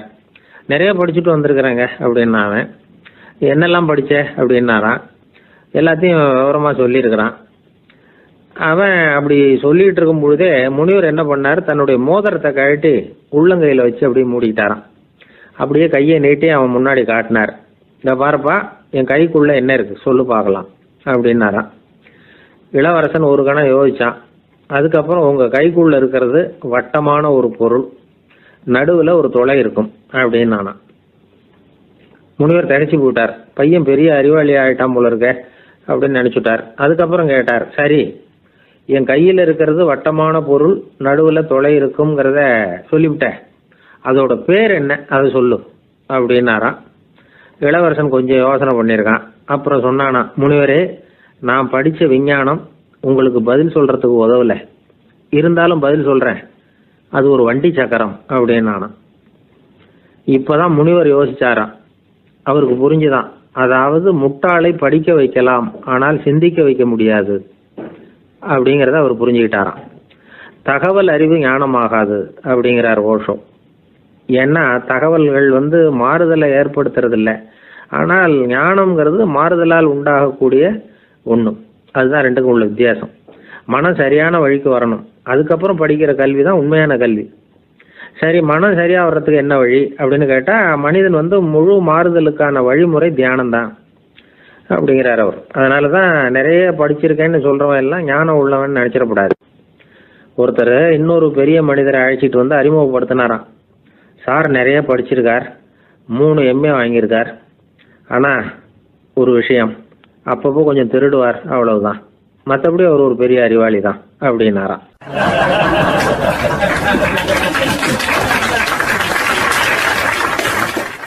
ஒருத்தர் குதிரை ரேஸுக்கு போனார், பணம் கட்டினார், தோத்து போயிட்டார். மறுபடியும் போனார், பணம் கட்டினார், தோத்து போனார். அடுத்த தடவையும் பணம் கட்ட போனப்போ அவரை தடுத்து கேட்டோம், ஏன் சார், ஏற்கனவே விட்டது போதாதா, இன்னமும் இருக்கிறத விடணுமா அப்படின்னு கேட்டோம். விட்டதையெல்லாம் மொத்தமாக எடுக்க வேணாமா சார், அதுக்காக தான் தொடர்ந்து பணம் கட்டுறேன்னார் அவர். இவரை திருத்துறது ரொம்ப கஷ்டம், இது ஒரு மனநோய், மனநோய்களில் பல வகை உண்டு. மனநோய்கள் பிரிவு அட்டவணையில் சூதாட்டம்ங்கிறது அவதியுறும் நோய் அப்படிங்கிற தலைப்பில் வருது. சூதாட்டம் 2 வகைப்படும்னு சொல்கிறாங்க உளவியல் நிபுணர்கள். ஒரு வகை எப்படின்னா, நண்பர்களோடு சேர்ந்துக்கிட்டு மகிழ்ச்சியும் கிளர்ச்சியும் அடையிறதுக்காக ஈடுபடுறது. பிரச்சனைகளை தீர்க்கறதுல ஒரு ஆர்வம், கேளிக்கைக்காக கொஞ்சம் விட்டு பிடிக்கிறது அப்படிங்கிற மனுஷனுடைய அடி மனசில் உள்ள விபரீத பிணைய சுபாவம், இதெல்லாம் அதுக்கு காரணம். இன்னொரு வகை எப்படின்னா, சூதாட்டத்தில் ஈடுபட்டு ஒரு கட்டாய நிலைமைக்கு ஆளாயிடுறது. ஈடுபடு அப்படின்னு மனசு ஒரு வெறித்தன்மையை தூண்டிக்கிட்டே இருக்கும். இப்படிப்பட்டவங்களுக்கு நாம் தோத்துக்கிட்டு இருக்கோங்கிறது தெரியும், நாம் ஜெயிக்கிறதுக்கான சந்தர்ப்பம் இல்லைங்கிறதும் தெரியும். இதனால் நமக்கும் கஷ்டம், நம்ம சுற்றி இருக்கிறவங்களுக்கும் கஷ்டங்கிறதும் புரியும். அப்படி இருந்தும் சூதாடுவாங்க. இதுக்கு காரணம் சூதாடியின் பகற்கனவு அப்படிங்கிறாங்க நிபுணர்கள். இந்த நிலைமைக்கு கட்டாய சூதாட்டம் அல்லது நிர்பந்த சூதாட்டம் அப்படின்னு பேர் வச்சிருக்கிறாங்க. இப்படிப்பட்ட ஆசாமி இருக்கிறது பூரா விட்டுருவான், கடன் வாங்குவான், திருடுவான். இருந்தாலும் என்னைக்காவது ஒரு நாள் ஜெயிச்சிருவேன் அப்படின்னு சொல்லிக்கிட்டே இருப்பான். விட்டதை எடுத்துருவேங்கிற ஒரு நம்பிக்கை சுடர் அவனுக்குள்ளே எரிஞ்சுக்கிட்டே இருக்கும். இவனை மனநோயாளி அப்படின்னு சொல்லிட முடியாதான். என்ன காரணம்னா, இது மாதிரி ஆளுங்க கிட்ட மன போராட்டமோ கவலையோ பதட்டமோ இருக்கிறது இல்லை. சில விசேஷமான குணங்கள் இவங்க கிட்ட உண்டு. எதிர்ப்பு உணர்ச்சி, சிறுபிள்ளைத்தனம், சட்ட திட்டங்களையும் சம்பிரதாயங்களையும் உட தெரியாத மனப்போக்கு, பொறுப்பில்லாத தன்மை, நெறி தவறி நடக்கிறது எல்லாம் இவங்ககிட்ட உண்டு. ஆனால் வெளிப்பார்வைக்கு ரொம்ப சிநேகமாக இருப்பாங்க, அன்பாக இருப்பாங்க. அப்படி இருக்கிறதாக காட்டிக்குவாங்க. ஆதாயம், சுயலாபம் இதெல்லாம் கருதி தான் பழகுவாங்க.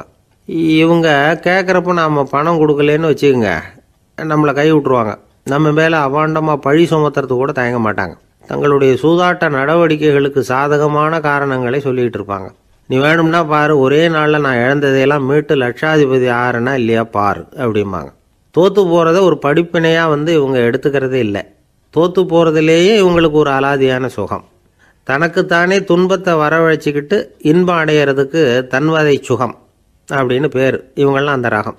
சில பேர் எப்படி தெரியுமா, மந்திர எண்ணங்களை வரவழைச்சிக்கிறது, சூதாடுறதுக்காக ஆஃபீஸில் கையாடல் பண்ணுறது, அடுத்தவங்க கிட்ட இருந்து திருடுறது.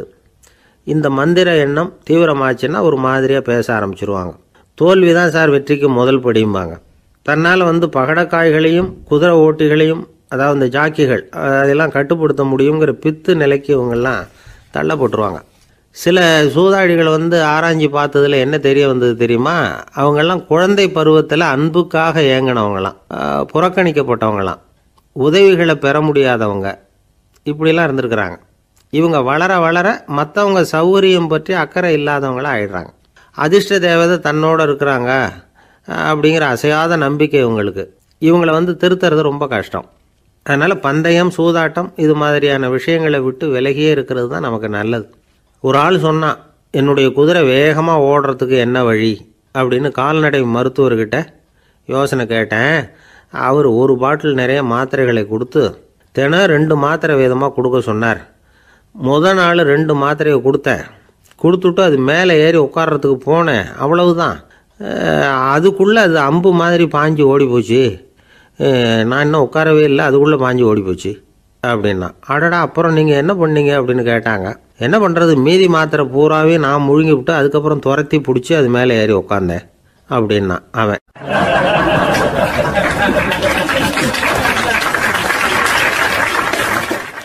ஒரு ஊரில் ஒரு மன்னர் இருந்தார். அந்த ஊரில் அடிக்கடி சேவல் சண்டை நடக்கிறது வழக்கம். அரண்மனையில் ஒரு ஆள் இருந்தான். மன்னருக்காக அவன் ஒரு சேவல் வாங்கிட்டு வந்தான். சண்டை போடுறதுக்காக அந்த சேவலை தயார் பண்ணிகிட்டு இருந்தான். கொஞ்ச நாள் ஆச்சு. மன்னர் அந்த ஆளை கூப்பிட்டார். என்னப்பா, சேவல் தயாராகிட்டுதா அப்படின்னு கேட்டார். இன்னும் அது தயாராகல மன்னா, இன்னும் வளரல, அதுக்கான தகுதி இன்னும் அதுக்கு வரல அப்படின்னா. எதனால் அப்படி சொல்கிறேன்னாரு. கோபம் ரொம்ப கடுமையாக இருக்குது அப்படின்னா. சரி அப்படின்னு விட்டுட்டார். மறுபடியும் கொஞ்ச நாள் ஆச்சு. இப்போ எப்படி நிலைமை, சேவல் தயாரா அப்படின்னார். இன்னும் இல்லை அரசே, மற்ற சேவல் எங்கேயாவது கூவுற சத்தம் கேட்டால் உடனே இது பரபரப்பாயிடுது. பக்கத்தில் ஒரு சேவலின் நிழலை கண்டா கூட இது பரபரப்பாயிடுது அப்படின்னா. சரி, இன்னும் கொஞ்ச நாள் ஆகட்டும்னு விட்டுட்டார். கொஞ்ச நாள் ஆச்சு. இப்போ மறுபடியும் விசாரித்தார். இன்னும் நம்ம சேவலுக்கு அந்த தகுதி வரலமன்னா, போராட்ட உணர்வு அதுக்கு இன்னும் இருந்துக்கிட்டு தான் இருக்குது. உள்ளே மெதுவாக தான் எரிய ஆரம்பிச்சிருக்குது போராட்ட உணர்வு. அப்படி இருக்கக்கூடாது, அது பற்றி எரிய வேண்டாமா அப்படின்னா. இன்னும் கொஞ்ச நாள் ஆச்சு. இப்போ எப்படின்னு கேட்டார். இப்போ அவன் சொன்னான், மன்னா கிட்டத்தட்ட அது போருக்கு தயாராகிட்டுது அப்படின்னு நினைக்கிறேன்னா. எதனால் அப்படி சொல்கிற அப்படின்னு கேட்டார். மற்ற சேவலின் குரலை கேட்டால் அது அசைகிறதே இல்லை, ஒரு பொம்மை மாதிரி ஆயிடுது.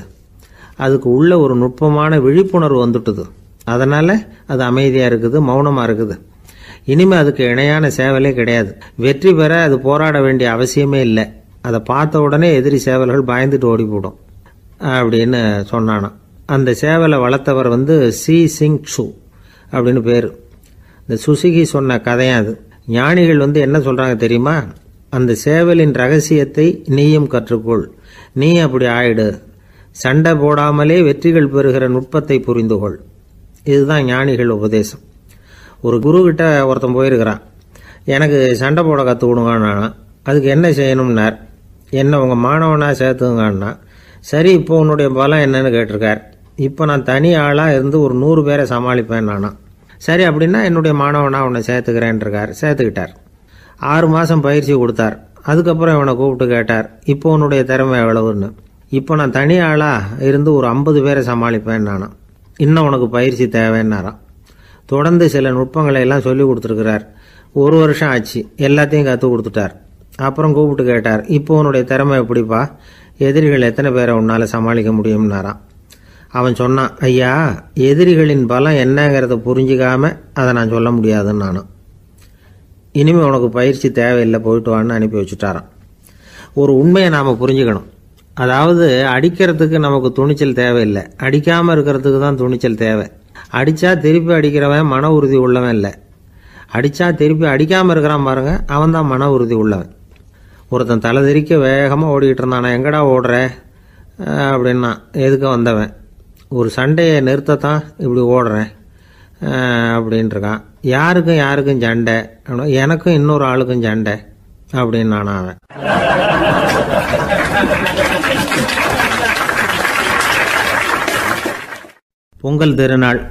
பொங்கல் திருநாள்னா இது ஏதோ அறுவடை திருநாள் அப்படின்னு சொல்லுவோம். அதாவது வருஷம் பூரா நாம் பாடுபட்டு அதனுடைய பலனை அனுபவிக்கிற நாள் அப்படிங்கிறது நாம் சொல்லிகிட்டு இருக்கிறது. இது முக்கியமாக இது ஒரு நன்றி அறிவிப்பு நாள் அப்படின்னு சொல்லுவாங்க. இன்றைக்கி நிறைய நன்றி அறிவிப்பு கூட்டம்லாம் நடந்துக்கிட்டு இருக்குல்ல, அது மாதிரி விவசாயிகள் நடத்துகிற ஒரு நன்றி அறிவிப்பு விழா இது. யாருக்கு நன்றி சொல்கிறாங்கன்னா, ஆதவனுக்கு. அதாவது சூரியன் இல்லைன்னா விவசாயம் இல்லை. அதனால் ஆதவனுக்கு நன்றி செலுத்துகிற நாளாக இந்த பொங்கல் திருநாளை நாம் கொண்டாடுறோம். அதாவது இந்த பொங்கலில் விவசாயிகள்கிட்டேருந்து நிறைய பண்புகளை நாம் தெரிஞ்சுக்க வேண்டிய நாள் இது. விவசாயிகள் அவங்க விவசாயம் முன்னேறி இருக்கிற அளவுக்கு விவசாயிகளுடைய வாழ்க்கை தரம் முன்னேறலை. அந்த அளவுக்கு அவர்கள் நாட்டுக்காக உழைச்சிக்கிட்டு இருக்கிறாங்க. அந்த காலத்திலே அதை பற்றி ஒரு கதை சொல்கிறது உண்டு. ஒரு வயசான ஆள் நிலத்தில் ஏறு உழுதுகிட்டு இருந்தாராம். கிழிஞ்சு போன ஒரு சின்ன துண்டை தான் இடுப்பில் கட்டியிருந்தாராம். தலையில் ஒரு கந்தலை சுற்றி இருந்தார். உடம்பு பூரா சேரு, ரொம்ப ஏழை. ஏறு ஓட்டிகிட்டு இருக்கிறவர் வேறு எப்படி இருப்பார்? இருந்தாலும் அந்த ஆள் ரொம்ப ஜாலியாக பாட்டு பாடிக்கிட்டே ஏறு உழுதுகிட்டு இருந்தாராம். உடம்புல தான் அவர் ஏழையை தவிர மனசில் ஒரு ஏழையாக தெரியல. அந்த சமயத்தில் அந்த நாட்டு ராஜா அந்த பக்கமாக குதிரை மேலே வந்தாராம். வேட்டைக்கு போயிட்டு பரிவாரங்களோடு திரும்பி வந்துக்கிட்டு இருக்கிறார். ரொம்ப செல்வ செழிப்பில் இருக்கிற ராஜா அவர் இந்த வயசான விவசாயியை பார்த்துருக்கார். இந்த ஆள் ரொம்பவும் ஏழைங்கிறது அவரை பார்த்தாவே பளிச்சுன்னு தெரியுது. கட்டிக்கிறதுக்கு நல்ல துணி இல்லை, உடம்போ இழைச்சி போயிருக்குது, வயிறு முதுகில் போய் ஒட்டிக்கிட்டு இருக்கு, கண்ணு குழி விழுந்து போயிருக்குது. ஆனாலும் முகத்தை பார்த்தா சந்தோஷமாக இருக்கிற மாதிரி இருக்குது. இவ்வளோ உற்சாகமாக பாடிக்கிட்டு இருக்கிறாரே அப்படின்னு ஆச்சரியமாக நினச்சி பார்த்தார் அந்த ராஜா. சரி, அவர்கிட்ட கொஞ்சம் பேச்சு கொடுத்து பார்க்கலாம் அப்படின்னு முடிவு பண்ணார். ஐயா பெரியவரே, இப்படி கொஞ்சம் வர முடியுமான்னாராம். பொழுது போகிறதுக்குள்ளே நான் இந்த வயல் பூரா உழவு ஓட்டி ஆகணும், அதனால் பேசுகிறதுக்கு நேரம் இல்லை அப்படின்னாராம் அந்த பெரியவர். என்ன அவ்வளவு அவசரமாக? மீதி இருந்தால் நாளைக்கு உழுதக்கூடாதா? அது சரி, உனக்கு எத்தனை ஏக்கர் நிலம் இருக்குது அப்படின்னு விசாரிச்சிருக்கார் ராஜா. எனக்குன்னு சொந்தமாக உள்ளங்கை அளவு கூட நிலம் கிடையாது. இது எங்கள் முதலாளியோட நிலம். இதை பூராவும் உழுது முடித்தாதான் அவர் கூலி கொடுப்பார். நான் கூலிக்கு உழுதுகிட்டு இருக்கிறேன். உங்ககிட்ட பேசிக்கிட்டு இருந்தால் அவருக்கு துரோகம் பண்ணது மாதிரி ஆகிடும் அப்படின்னாராம். ராஜா குதிரையை விட்டு கீழே இறங்கினார்.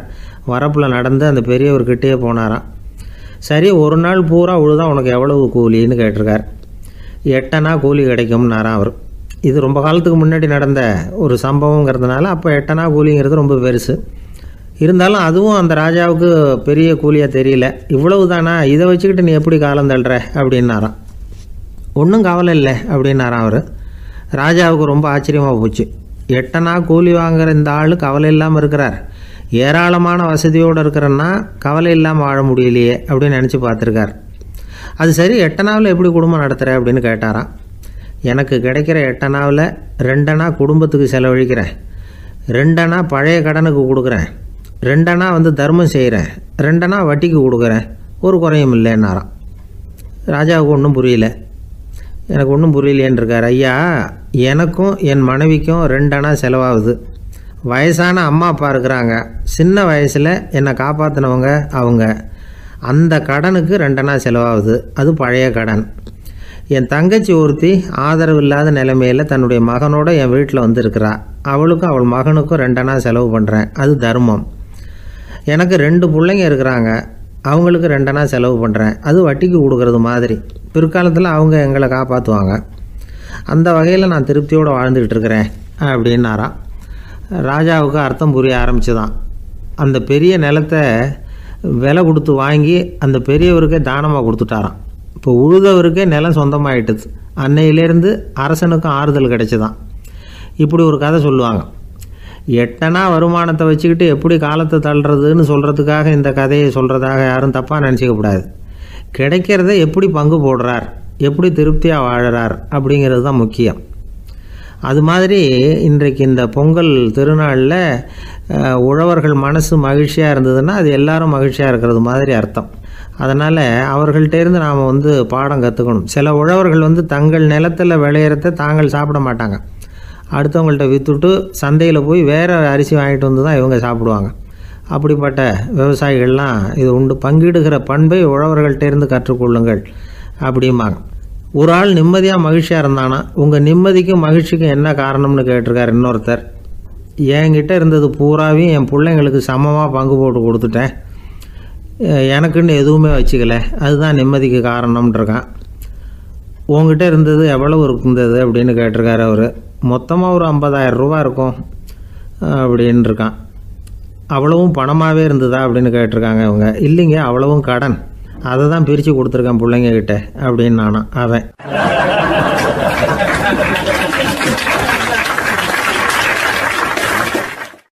எது ரொம்பவும் கஷ்டமான காரியம் அப்படின்னு கேட்டார் ஒருத்தர். ஒருத்தருக்கு ஒருத்தர் சண்டை போடாமல் இருக்கிறது தான் ரொம்ப கஷ்டமான காரியம் அப்படின்னு தோணுது. ஒரு நாட்டுக்கும் இன்னொரு நாட்டுக்கும் சண்டை, நாட்டுக்குள்ளேயே ஒரு குரூப்புக்கும் இன்னொரு குரூப்புக்கும் சண்டை. ஏன் சண்டை போட்டுக்கிறீங்கன்னு கேட்டு பாருங்கள். நாங்கள் சமாதானத்துக்காக தான் சண்டை போட்டுக்கிறோம் அப்படிம்பாங்க. வாழறதுக்காக பிறந்த மனுஷன் லட்சியத்துக்காக உயிரை விட தயார் அப்படின்னு சொல்லிகிட்டு இருப்பான். அப்படி உயிரை விடுறவங்கள நாமளும் பாராட்டுவோம். ஆனால் ஒன்றுமில்லாத விஷயங்களுக்கெல்லாம் சண்டை போடுறவங்களெல்லாம், அப்படிப்பட்டவங்களையும் சரி உயிரை விடுறவங்களையும் சரி என்னென்னு சொல்கிறது.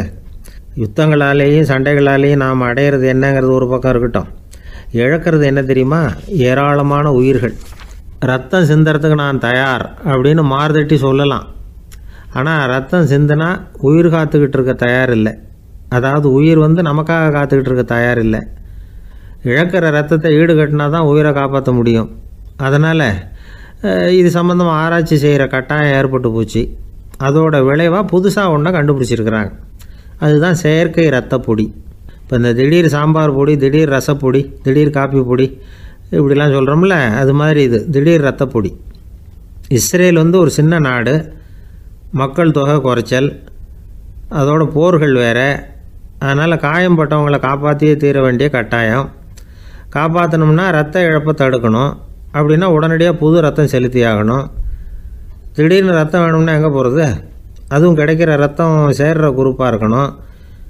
ஒரு வேடிக்கை பார்த்தீங்களா, நான் வேறு குரூப்பு நீ வேறு குரூப்புன்னு இவன் சண்டை போடுறான். இதில் அடிபட்டவனுக்கு ரத்தம் கொடுக்க போனால் அதுலேயும் அது வேறு வேறு குரூப்பாக இருக்குது. அது ரத்தமும் வேறு வேறு குரூப்புன்னு சொல்லிகிட்டு இருக்குது. எந்த குரூப்பு ரத்தம் வேணும், அது உடனடியாக கிடைக்கலன்னா என்ன பண்ணுறது? இப்படிப்பட்ட கஷ்டம்லாம் நமக்கு வந்துடுது. இதுக்காக தான் விஞ்ஞானிகள் இந்த ரத்த பொடியை கண்டுபிடிச்சிருக்கிறாங்க. அதாவது ஒரு ஆள் அடிபட்டு போட்டான்னு வச்சுங்களேன், அவனுக்கு ரத்தம் கிடைக்கல, உடனே என்ன பண்ணலாம்? இந்த சுத்தப்படுத்தப்பட்ட தண்ணீரை கொஞ்சம் எடுத்துக்க வேண்டியது, அதில் இந்த இரத்த பொடியை கரைக்க வேண்டியது. இப்போ இந்த செயற்கை ரத்தம் வந்து தயாராகிட்டுது. இதை அந்த ஆள் உடம்புல ஏற்றி விட்ற வேண்டியது. இயற்கையாக நம்ம உடம்பில் இருக்கிற ரத்தம் என்னென்ன வேலை செய்யுதோ அதே வேலையை இதுவும் செய்யும். அதாவது ஆக்சிஜனை உடம்புல எல்லா இடத்துக்கும் எடுத்துகிட்டு போகுது. அந்த வேலையை இந்த செயற்கை ரத்தமும் செஞ்சுருது. ஆனால் ஒரு விஷயம், இந்த செயற்கை ரத்தம் ஒரு அவசரத்துக்கு தான் உபயோகப்படுத்தலாம், ஒரு முதல் உதவி மாதிரி. அதை அப்படியே நிரந்தரமாக விட்டுற முடியாது. பின்னாடி வந்து தேவையான குரூப்பு உண்மையான ரத்தம் கிடைச்ச உடனே அதை செலுத்திக்கணும். உண்மையான ரத்தத்தை 20லேருந்து 40 நாள் வரைக்கும் தான் பாதுகாக்க முடியும். அதுவும் குளிர்பதன பெட்டியில். அதுக்குள்ளே உபயோகப்படுத்தலைன்னா அது வீணாக போயிடும். இந்த ரத்த பொடி அப்படி இல்லை, எவ்வளோ நாள் வேணும்னாலும் அப்படியே வச்சுருக்கலாம். குளிர்பதன பெட்டியும் தேவையில்லை.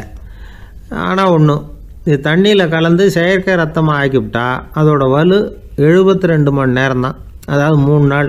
அதுக்குள்ளே அந்த ஆசாமியை எங்கேயாவது ஆஸ்பத்திரிக்கு தூக்கிட்டு போய் உண்மையான ரத்தத்தை கொடுத்துடணும். சண்டையில் அடிபடுறவங்க, சாலை விபத்தில் அடிபடுறவங்க, இவங்களுக்கெல்லாம் அவசரத்துக்கு கை கொடுத்து உதவுறது இந்த செயற்கை ரத்த பொடி. அதுக்கப்புறம் நாம் கொடுக்குற ரத்தம் தான் அவங்கள காப்பாற்றணும். இன்றைக்கி வந்து ரத்தத்தை தானமாக கொடுக்க தயாராக இருக்கிற நல்ல உள்ளங்கள் ஏராளம். எவ்வளவு ஆக்சிடெண்ட்டு, ஆப்ரேஷன், இதில் சம்மந்தப்பட்டவங்களை வந்து காப்பாற்றுறது நாம் தானமாக கொடுக்குற ரத்தம் தானே. ஒரு ஆக்சிடெண்ட்டு, ஒரு ஸ்கூட்டர் ஒரு ஆள் மேலே மோதி விட்டுது, பார்த்து வரக்கூடாதா அப்படின்னா அந்த ஆள், நீ தான் பார்த்து நடக்கணும், ஏன்னா 20 வருஷமாக நான் அந்த ஸ்கூட்டரை ஓட்டிகிட்டு இருக்கிறேன் அப்படின்னானா இவன். இதுக்கு அவன் சொன்னானா, நீ தான் பார்த்து ஓட்டணும், ஏன்னா 40 வருஷமாக நான் இப்படி நடந்துக்கிட்டு இருக்கிறேன் அப்படின்னானா.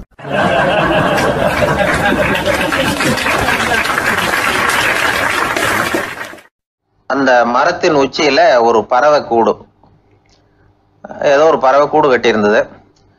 அது என்ன பறவைன்னா ராஜாளி. ஒரு குரங்கு அந்த மரத்து கிளையில தாவி தாவி குதிச்சுக்கிட்டு இருந்தது. அப்போ இந்த கூட்டில் இருந்த முட்டை அது கண்ணில் போட்டுவிட்டுது. அதுக்கப்புறம் அது சும்மா இருக்குமா, விளையாட்டா ஒரு முட்டையை எடுத்தது, மரத்தை விட்டு கீழே இறங்குச்சு. கீழே ஒரு குப்பை மேட்டில் ஒரு கோழி சில முட்டைகளை அது பாட்டுக்கு இட்டு வச்சிருந்தது. குரங்கு தன் கையில் இருந்த ராஜாளி பறவையோட முட்டையை அந்த கோழி முட்டைகளோட சேர்த்து போட்டுட்டு போயிட்டுது. கோழி வந்தது, பார்த்தது, அதுக்கு ஒன்றும் வித்தியாசம் புரியல. தன்னுடைய முட்டைகளோடு சேர்த்து அந்த ராஜாளி முட்டையையும் சேர்த்து அடைகாத்துது. கொஞ்ச நாளில் குஞ்சுகள்லாம் பொரிச்சுது, எல்லாம் முட்டை விட்டு வெளியில் வந்தது. ராஜாளி பறவையோட குஞ்சு அந்த கோழி குஞ்சுகளோடவே சேர்ந்து வளர்ந்தது. மற்ற கோழி குஞ்சுகள் போலவே இதுவும் குப்பையை கிளறிச்சு புழு பூச்சிகளை சாப்பிட்டுது. காக்கைகள் தாக்கிறதுக்கு வந்ததுன்னா மற்ற கோழி குஞ்சுகள் மாதிரியே இதுவும் பயந்து போய் தாய் கோழியின் சிறகுகளுக்கு உள்ளே வந்து ஒளிஞ்சிக்கும். இப்படியே கொஞ்ச காலம் போச்சு. குஞ்சுகள்லாம் வளர்ந்து பெருசாகிட்டுது. சிலது சேவல்களாச்சு, சிலது கோழிகளாச்சு. அந்த ஒன்று மட்டும் ராஜாளி ஆச்சு. ஆனால் ஒரு விஷயம், தான் ஒரு ராஜாளிங்கிறது அந்த பறவைக்கு தெரியாது. தன்னையும் ஒரு கோழின்னே அது நினச்சிக்கிட்டு இருக்கு. அப்படி நினச்சிக்கிட்டு குப்பை மேட்டை கிளறிக்கிட்டு இருக்கு. ஒரு நாள் சாயந்தர நேரம் இந்த ராஜாளி பறவை கீழே அது பாட்டுக்கு வழக்கம் போல குப்பையை கிளறிக்கிட்டு இருக்குது. அப்போ அண்ணாந்து பார்க்குது. வானத்தில் உயரத்தில் கூட்டமாக ராஜாளி பறவைகள் உல்லாசமாக வட்டம் அடித்து பறந்துக்கிட்டு இருக்கு. அதை இது பார்க்குது. இதுக்கு மனசுக்குள்ளே ஏக்கமாக போச்சான். அப்போது இதுக்கு ஆண்டவன் பேரில் கோபம் வந்துதான். ஆண்டவனுக்கு என் பேரில் ஏன் இந்த ஓர வஞ்சனை, என்னையும் ஒரு ராஜாளியாக படைச்சிருந்தா நானும் கூட இந்நேரம் ஆகாயத்தில் உல்லாசமாக பறந்துக்கிட்டு இருப்பேனே அப்படின்னு நினச்சி வருத்தப்பட்டு தான். இது வேடிக்கையாக இருக்குல்ல. ஒரு வகையில் பார்த்தா நாம் கூட இந்த ராஜாளி பறவை மாதிரி தான் வாழ்ந்துக்கிட்டு இருக்கோம் அப்படிங்கிறார் ஒரு உளவியல் நிபுணர். நம்மால் எவ்வளவு வேலை செய்ய முடியும் அப்படின்னு நாம் நினச்சிக்கிட்டு இருக்கிறோமோ அதை விட பல மடங்கு நம்மால் வேலை செய்ய முடியுமா, பல மடங்கு வேகமாகவும் வேலை செய்ய முடியும் அப்படிங்கிறார் அவர். நம்முடைய முழுமையான பலம் என்னங்கிறது நமக்கே தெரியறதில்ல, அதுதான் கஷ்டம். நம்முடைய பலம் தெரியாததுனால தான் நாம் எதுக்கு எடுத்தாலும் பயந்துக்கிட்டு இருக்கிறோம். ஒரு ஆள் இருந்தான், அவனுக்கு எப்படின்னா கோழியை கண்டா பயப்படுவான். ஏன் கோழியை கண்டா பயம்னா, அவனுக்கு மனசுக்குள்ள தான் ஒரு புழுன்னு நினைப்பு. தன்னை ஒரு புழுவாக நினைக்கும் பொழுது, புழுன்னா கோழி வந்து கொத்தும்ல, அதனால கோழியை கண்டு பயப்பட ஆரம்பிச்சிட்டான். இவன் நடுங்கிடுவான். எதிரில் கோழி வந்ததுன்னா உடம்பு பூரா நடுங்க ஆரம்பிச்சிடும். வீட்டில் இருக்கிறவங்க பார்த்தாங்க. இவனை அழைச்சிட்டு போய் ஒரு மனநோய் மருத்துவமனையில் சேர்த்துட்டாங்க. அங்கே உள்ள டாக்டர் இவருக்கு சிகிச்சையெல்லாம் கொடுத்தார். ஒரு வாரம் இவனை தங்க வச்சு வேண்டிய சிகிச்சையெல்லாம் கொடுத்து மன ரீதியாக அவனை மாற்றி சரி இனிமேல் நீ வீட்டுக்கு போகலாம்னு சொல்லி அனுப்பி வச்சார். வீட்டுக்கு புறப்பட்டான். அப்போ சொன்னார், இதை பாருப்பா, நீ வீட்டுக்கு போகலாம், நேராக வீட்டுக்கு போ, நல்லா ஞாபகம் வச்சுக்கோ, இனிமே நீ ஒரு புழு கிடையாது, மனுஷன், தைரியமாக புறப்படு, போயிட்டு வா அப்படின்னு சொல்லி வழி அனுப்பி வச்சார். சரிங்க டாக்டர்னு சொல்லிவிட்டு இவன் புறப்பட்டு போனான். பாதி வழி போயிருப்பான். லேசாக நிமிர்ந்து பார்க்குறான், எதிரில் ஒரு கோழி வந்துக்கிட்டு இருக்கு. அது பாட்டுக்கு சாதாரணமாக நடந்து வந்துக்கிட்டு இருந்தது. அவ்வளவுதான், இவன் உடம்பு கிடுகிடுன்னு ஆட ஆரம்பிச்சுட்டுது. திரும்பி ஓடி வந்துட்டான். டாக்டர் கேட்டார், ஏன்ப்பா திரும்பி ஓடி வந்துட்டேன்னு. பாதி தூரம் போயிட்டேன் டாக்டர், எதிரில் ஒரு கோழி வந்துக்கிட்டு இருக்குது, அதான் பயமாக இருந்தது, வந்துட்டேன்னா. டாக்டருக்கு ஒரு மாதிரி ஆகிடுது. அவர் சொன்னார், இதை பாருப்பா, நான் தான் சொன்னேனே, நீ ஒரு புழு இல்லை, மனுஷன், இனிமேல் நீ புழு கிடையாது, நீ ஒரு மனுஷன், நீ ஒரு புழு இல்லைங்கிறது இன்னமும் உனக்கு புரியலையா அப்படின்னார் டாக்டர். நான் புழு இல்லைங்கிறது எனக்கு தெரிஞ்சுட்டுது டாக்டர், இது அந்த கோழிக்கு தெரியுமான்னு தெரியலையே அப்படின்னா. இவெல்லாம் எந்த காலத்தில் மாறுறது? அதனால் வாழ்க்கையில் வெற்றி பெறணும் அப்படின்னு நினைக்கிறவங்க யாராக இருந்தாலும் தன்னுடைய பலம் என்ன அப்படிங்கிறத முதல்ல புரிஞ்சுக்கணும். தன்னுடைய சக்தியை புரிஞ்சுக்கிட்டவன் வெற்றி பெறுவது நிச்சயம்.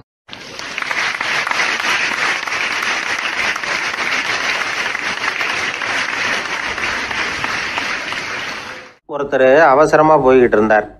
எங்கே போய்கிட்டு இருக்கீங்க அப்படின்னு கேட்டார் ஒரு பெரியவர். கடைக்கு போகிறேன் சார், சாமான் வாங்கிறதுக்கு அப்படின்னார்.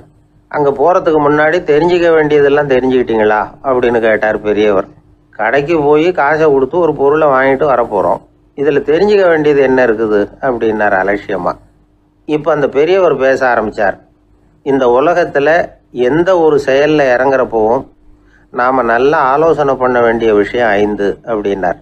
உதாரணமாக, ஒருத்தன் கடைக்கு போய் ஏதோ ஒரு பொருளை வாங்கிட்டு வர போகிறான்னு வச்சுக்கோங்களேன். அப்போ கூட அவன் 5 விஷயங்களை பற்றி தெரிஞ்சுக்க வேண்டியிருக்குது அப்படிங்கிறார் அவர். முதல்ல அந்த பொருள் எப்படிப்பட்டது அப்படிங்கிறத தெரிஞ்சுக்கணும். ரெண்டாவதாக தன்னை பற்றியும் தெரிஞ்சுக்கணும். அப்போ தான் அந்த பொருள் தனக்கு தேவையா இல்லையா அப்படிங்கிறத புரிஞ்சுக்க முடியும். மூணாவதாக தெரிஞ்சுக்க வேண்டியது ஒன்று இருக்குது. அது என்னன்னா, அந்த பொருளை அடையறதுக்கு வழி என்ன அப்படிங்கிறது தெரிஞ்சுக்கணும். அதாவது எவ்வளவு பணம் கொடுத்தா அது கிடைக்கும், இது மாதிரியான விஷயங்கள். நாலாவதா, அந்த பொருளை அடையிறது மூலமாக நாம் அடையக்கூடிய பயன் என்ன அப்படிங்கிறதையும் உணரணும். அஞ்சாவது, அந்த பொருளை அடையிறதுல இருக்கக்கூடிய தடை எது அப்படிங்கிறதையும் நாம் தெரிஞ்சுக்கணும். பெரியவர் பேசுறது ஏதோ தத்துவம் மாதிரி தெரியுது இல்லையா? தத்துவம்தான். அதாவது இப்படி உலகியல் வாழ்க்கையில் சின்ன சின்ன விஷயங்கள்லேயே நாம் 5 விஷயங்களை தெரிஞ்சுக்க வேண்டி இருக்குது. அது ரொம்ப அவசியமாக இருக்குது. பேரின்ப நிலைன்னு சொல்கிறாங்கல்ல, அது மாதிரி பெரிய சமாச்சாரங்கள்லேயும் இந்த 5 விஷயங்களை நாம் தெரிஞ்சுக்க வேண்டியிருக்குது. அதுக்கு பேர் என்னன்னா அர்த்த பஞ்சகம். வைணவ சமயத்தில் அர்த்த பஞ்சகம்ங்கிறது ரொம்ப பெரிய விஷயம். கடைக்கு போகிறது மாதிரி கடவுளை பார்க்க போகிறப்போ நாம் 5 விஷயங்களை தெரிஞ்சுக்கணுமா. முதல்ல பரம்பொருள் அப்படிங்கிறது என்ன, அதோட தன்மைகள் என்ன, இதை தெரிஞ்சுக்கணும். இதுக்கு பேர் என்னன்னா பரமாத்ம ஸ்வரூபம் அப்படின்னு பேர். ரெண்டாவது, நாம யாரு, நம்மோட தன்மை என்ன அப்படிங்கிறத தெரிஞ்சுக்கணும். நான் யாருன்னு எனக்கே தெரியலங்கிறப்போ இதை நான் சொல்கிறேன்னா இது என்னுடையதுன்னு சொல்கிறது தப்பு தானே. அப்புறம் மூணாவது விஷயம், பரம்பொருளை நாம் அடையிறதுக்கு வழி எது, இதை தெரிஞ்சுக்கணும். இது உபாய ஸ்வரூபம் அப்படின்னு பேர். நாலாவது விஷயம், நாம் அடைய வேண்டிய பயன்கள் என்ன அப்படிங்கிறது தெரிஞ்சுக்கிறது. இதுக்கு புருஷார்த்தம் அப்படின்னு பேர். அஞ்சாவது, அந்த பயனை அடைய விடாமல் தடுக்கிற தடைகள் யாவை அப்படிங்கிறது தெரிஞ்சுக்கிறது. இது விரோதி ஸ்வரூபம். இதைத்தான் தடையியல் அப்படின்னு சொல்கிறாங்க. அதாவது பரமாத்மாவை பற்றிய அறிவு, ஜீவாத்மாவை பற்றிய அறிவு, உபாயம் பற்றிய அறிவு, புருஷார்த்தம் பற்றிய அறிவு, இந்த 4 அறிவுக்கும் எதிரடையா, அதாவது அதையெல்லாம் தப்பாக புரிஞ்சுக்கிறதால உண்டாகக்கூடிய அறிவு விரோதி ஸ்வரூபம்.